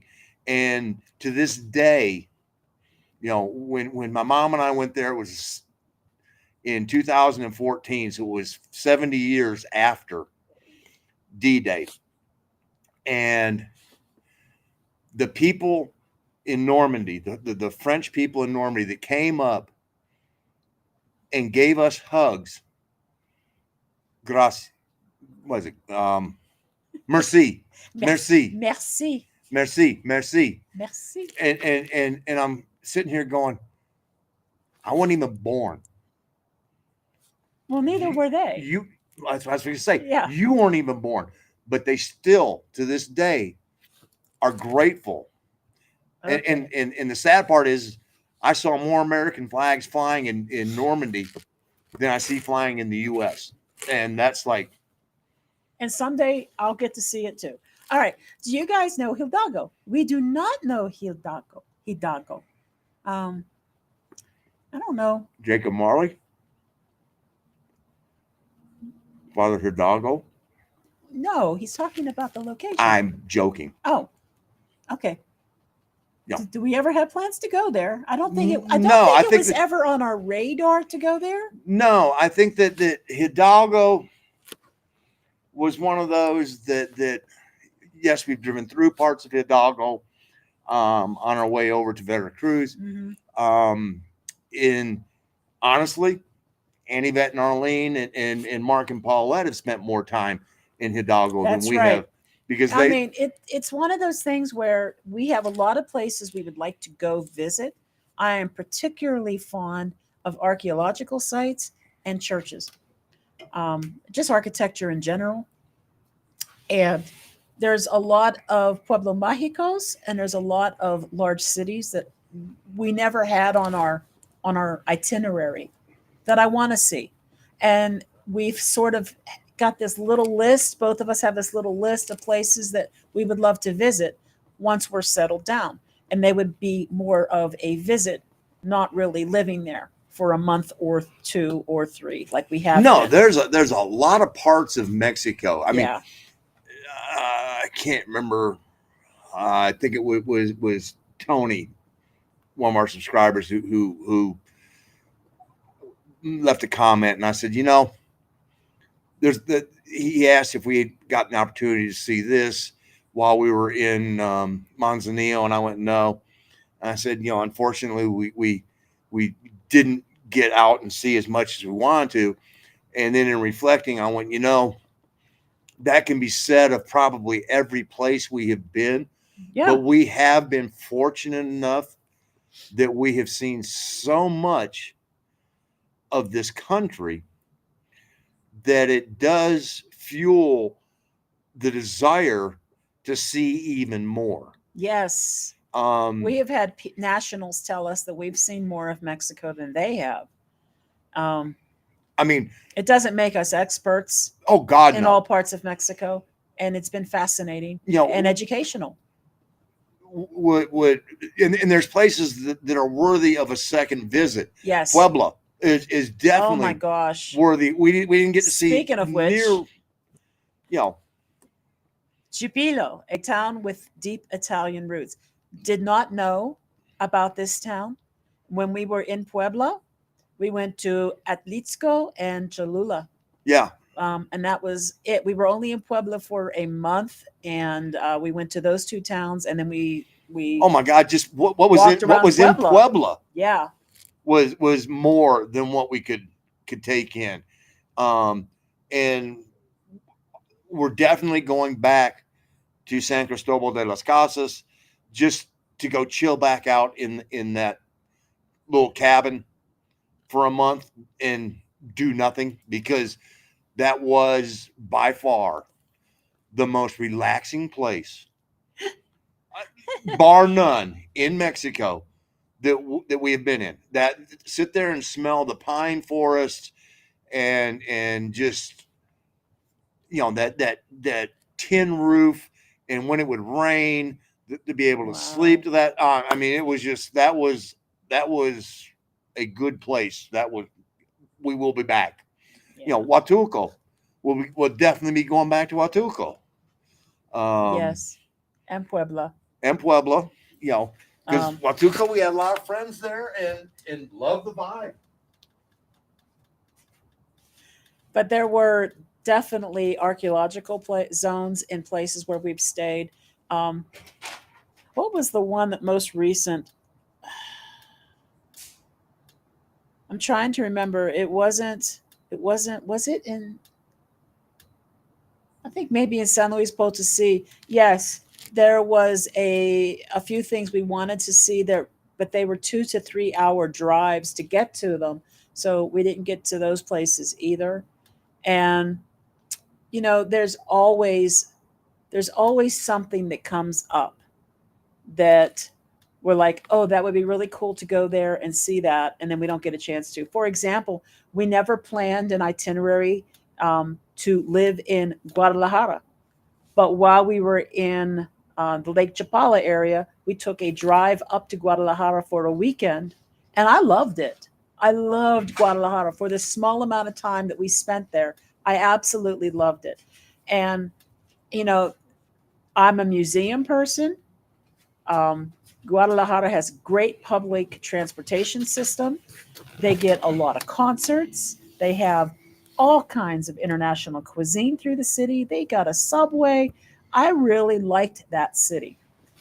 Thank God they got a subway, because God knows Yeah. driving in that city is a Well, the nightmare. subway's not super expansive, but again, they've got busing, and the taxis and the Ubers are plentiful. Um, I know they got a lot of museums, and we went to the government palace and got the tour. And the woman at the desk said that they had all bunch of their museums are like free entry, and these are things that I enjoy. I like. Obviously, I like that vibrant city life. We're living out in the country, and this is great, but the city's real close.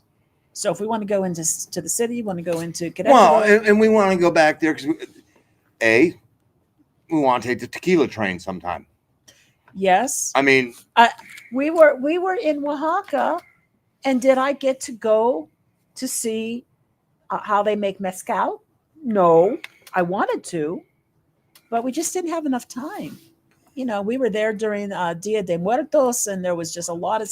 I was nursing baby kittens, and just like there was a lot going on, and we never got to go. So there's all these places that we'd like to go back to and see new things. And there's other cities and locations that we learn about, such as the one that you mentioned. That yeah, I would love to go and visit them and experience them. Um, well, we never got to go to Guanajuato, and it was going to be like the third place on uh our huh. list. But because of things that were going on and the route we had to take, we decided to save it for a later date. Well, it never got around to Well, then and happening. and then and then I mean, we got to the point where we went. We were overly aggressive in this scheduling. We started to run out of gas then, and then it was suddenly time to go. All right, hold on. We can't keep doing these. I mean, we did 1 month and 1 month back to back, I think twice, and we looked at each other and went, No. We can't keep It's doing got to one. be a minimum of 2 months. You know, we can do a month, but the next place has got to be at least minimum of 2, preferably 3, because it was starting to wear on us then. Yeah. And we did those 1 month, and it was like, that was getting to be a bit too much. It was a whole lot of extra. Yeah. And I mean, in a lot of ways, it was a lot of extra. I've learned one thing in life: even if you want to go back and travel the same place in life, go to another destination. Life is short. Suck it all in. Yes, do the planet. Oh, yeah. And Guadalajara is wonderful. I agree. I loved Guadalajara. I did for the weekend. I mean, like, I liked it. I mean, is it something? Is it a place that I would say I'd want to live in? No, it's too damn many people. It could be. Depends on the neighborhood and where you live. It's too damn many people. I mean, it's bigger than Chicago.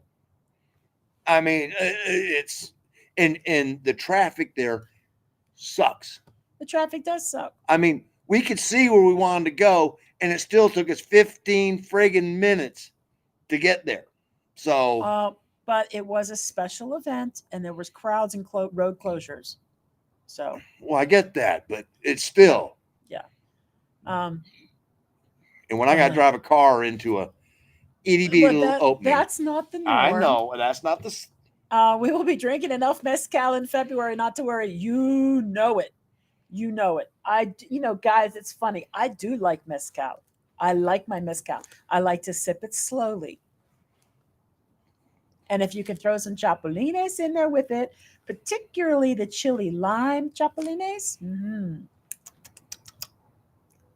just remove the legs. No legs. Yes. Well, we know people who will sit there and go, yeah, we've seen you sip on that. And then suddenly it's like, loopy.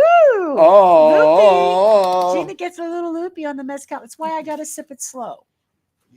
Beso. That was, yeah. It's hard to believe that's 1 month away. I know. Guanajuato City is beautiful. Yes.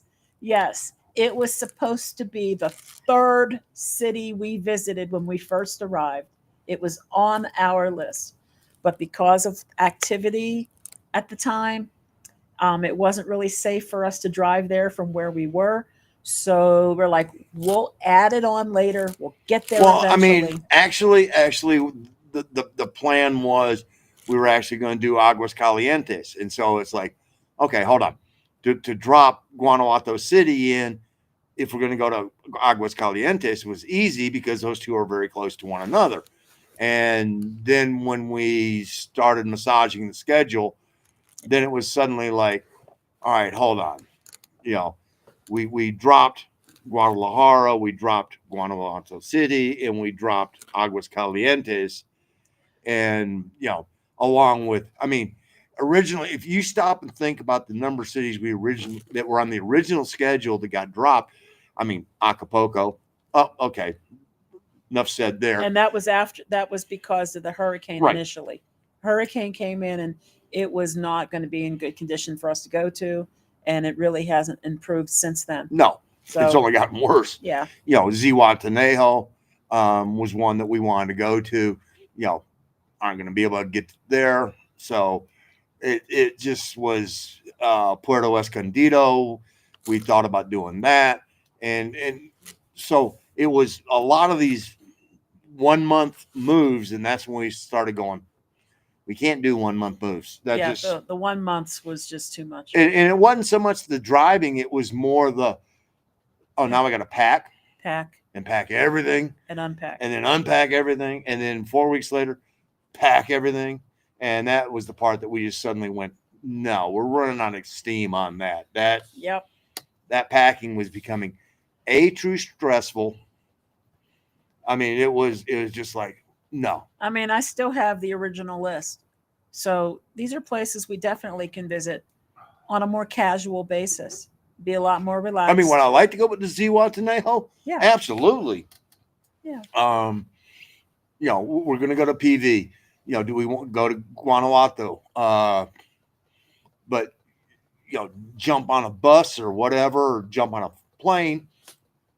Yeah, now that we've gotten used to taking, now that we've got experience now taking the bus, man, if the buses in the U.S. were like this, oh gosh, so nice, Well, and so nice. quite honestly, the other thing is when we first got here, the thought of taking a bus was difficult because our Spanish was non-existent. Pretty, Non-existent. pretty much.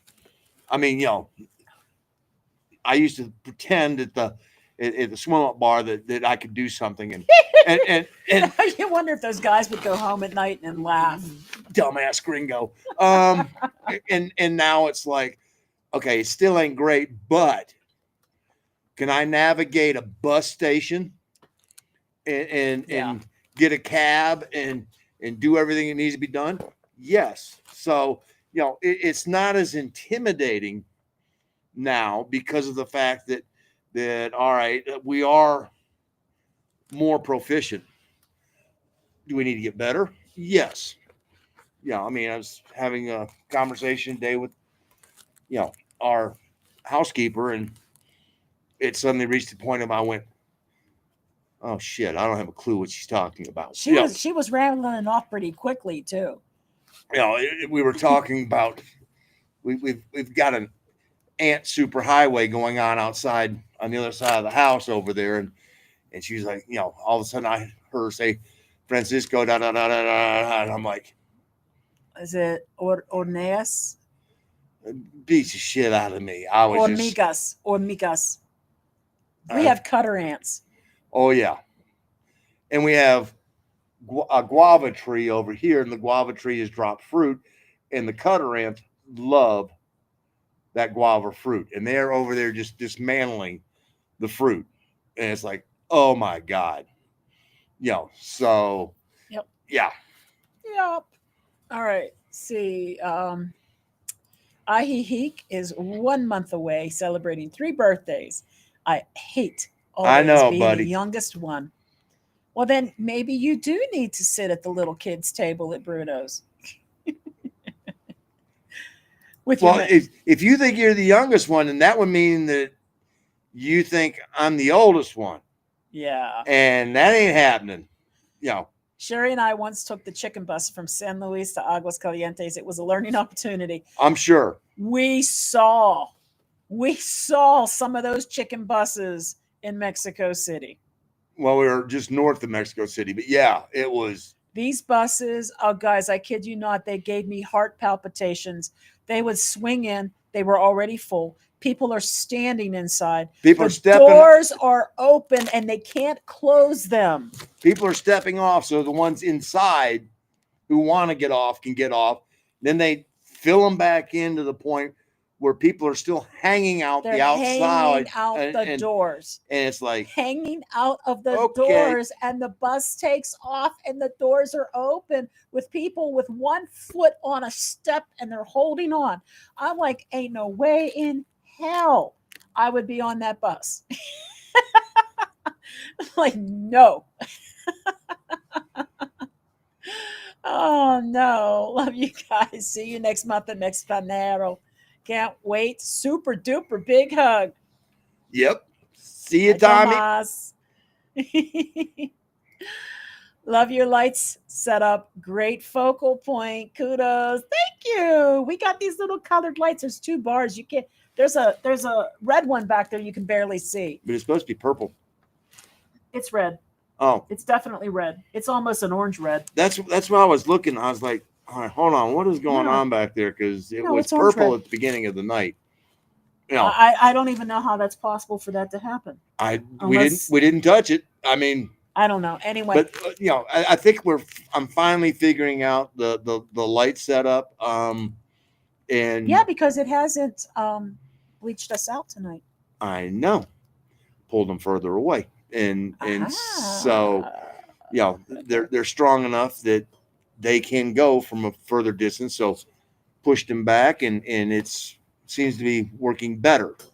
So hopefully next time that we do it inside, we'll do it like that. we'll do it like that, and it won't be the washout effect that we've been getting inside, because Yes. in 2 weeks from looking at the weather, it's not going to be as warm as it is tonight. I'm still a little chilly. No, I get But that, it's but better. but it's going to be cooler even still, and so it'd be like, okay. All right. We are at 8:59. That would be almost 3 hours. I guess we should probably call it a night, guys. So what's in the future for 2026? Real quick. If you're still watching at this point and we haven't answered this yet, shame on us. 2026 is going to be basically Mextranjero in February.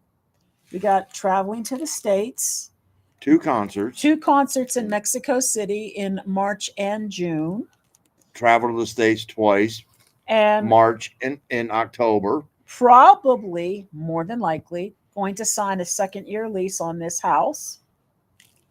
And that's it for the moment. We've got plans to make that trip to Puerto Vallarta and La Paz, but we don't have them scheduled yet, and we don't have them written in the calendar.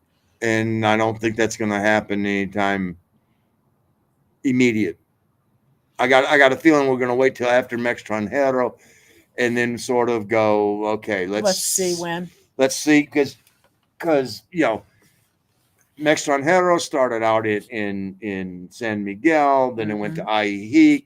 So let's see where it's going to go for the next one. Is it going to be in PV? Well, if it's going to be in PV, then okay, that may be a good opportunity for us to go there and spend a couple of weeks. Yep. And then if we're going to, if it were to go to La Paz, then okay, let's go to La Paz and spend a couple weeks. So let me see something here real quick if I can reach it. The whole thing is we're going to try and see what's going to be the deal as to where Mextranjero is going to be in 2027, because and then as far as video content that's coming up, I've been working hard, guys. I've been putting stuff out. We have got videos coming up on cost of living in Ajijic. Cost of living in Ajijic. Yes, we got that coming up. Then we got the cost of living for the year 2025. Then the rent. Then we've got the rent video with My Place at Querétaro, the property video from My Place at Querétaro. And then I'm working on the trip to Guadalajara. And I'm working on, because people love this stuff for some reason, I'm working on a video on our trip to the grocery store called Super Lake at Lake Chapala. And I'm working on a video to the Walmart in San Antonio, Tlayacapan, which is on Lake Chapala where we were staying. So we got 2 grocery store videos coming. And then I'm going to be working on a video on NU, the financial company that's trying to become a bank, talking about how I got the credit card, the debit card, and the process that I had to follow to get that. Because sometimes just getting a Mexican card can be difficult. Of course, so we're going to be back in Ajijic, which means another stupid run to Super Lake, and yeah, we're not going to be that stupid this time. Well, no, but there are things, that we can't get anyplace else, and don't make any sense to mule, because like canned goods, those things weigh a ton. So trying to mule cans are like, we've done it. I get that, but if it's there, we'll probably buy it there. And so we'll buy some things that we know that these are on the must-have list. So, boom. But all right. So don't forget to like the video. Thank you, Annie. It's so fun hearing about Manzanillo. Thanks for a great time tonight. Thanks for joining us. Manzanillo really is quite beautiful, but it definitely rung home to us that is a vacation destination. It's a vacation destination. It truly is. And it's beautiful. There's a reason why people love to go there. So I get it. And always spending time with you. Thank you. Thank you all, guys. We love you so much.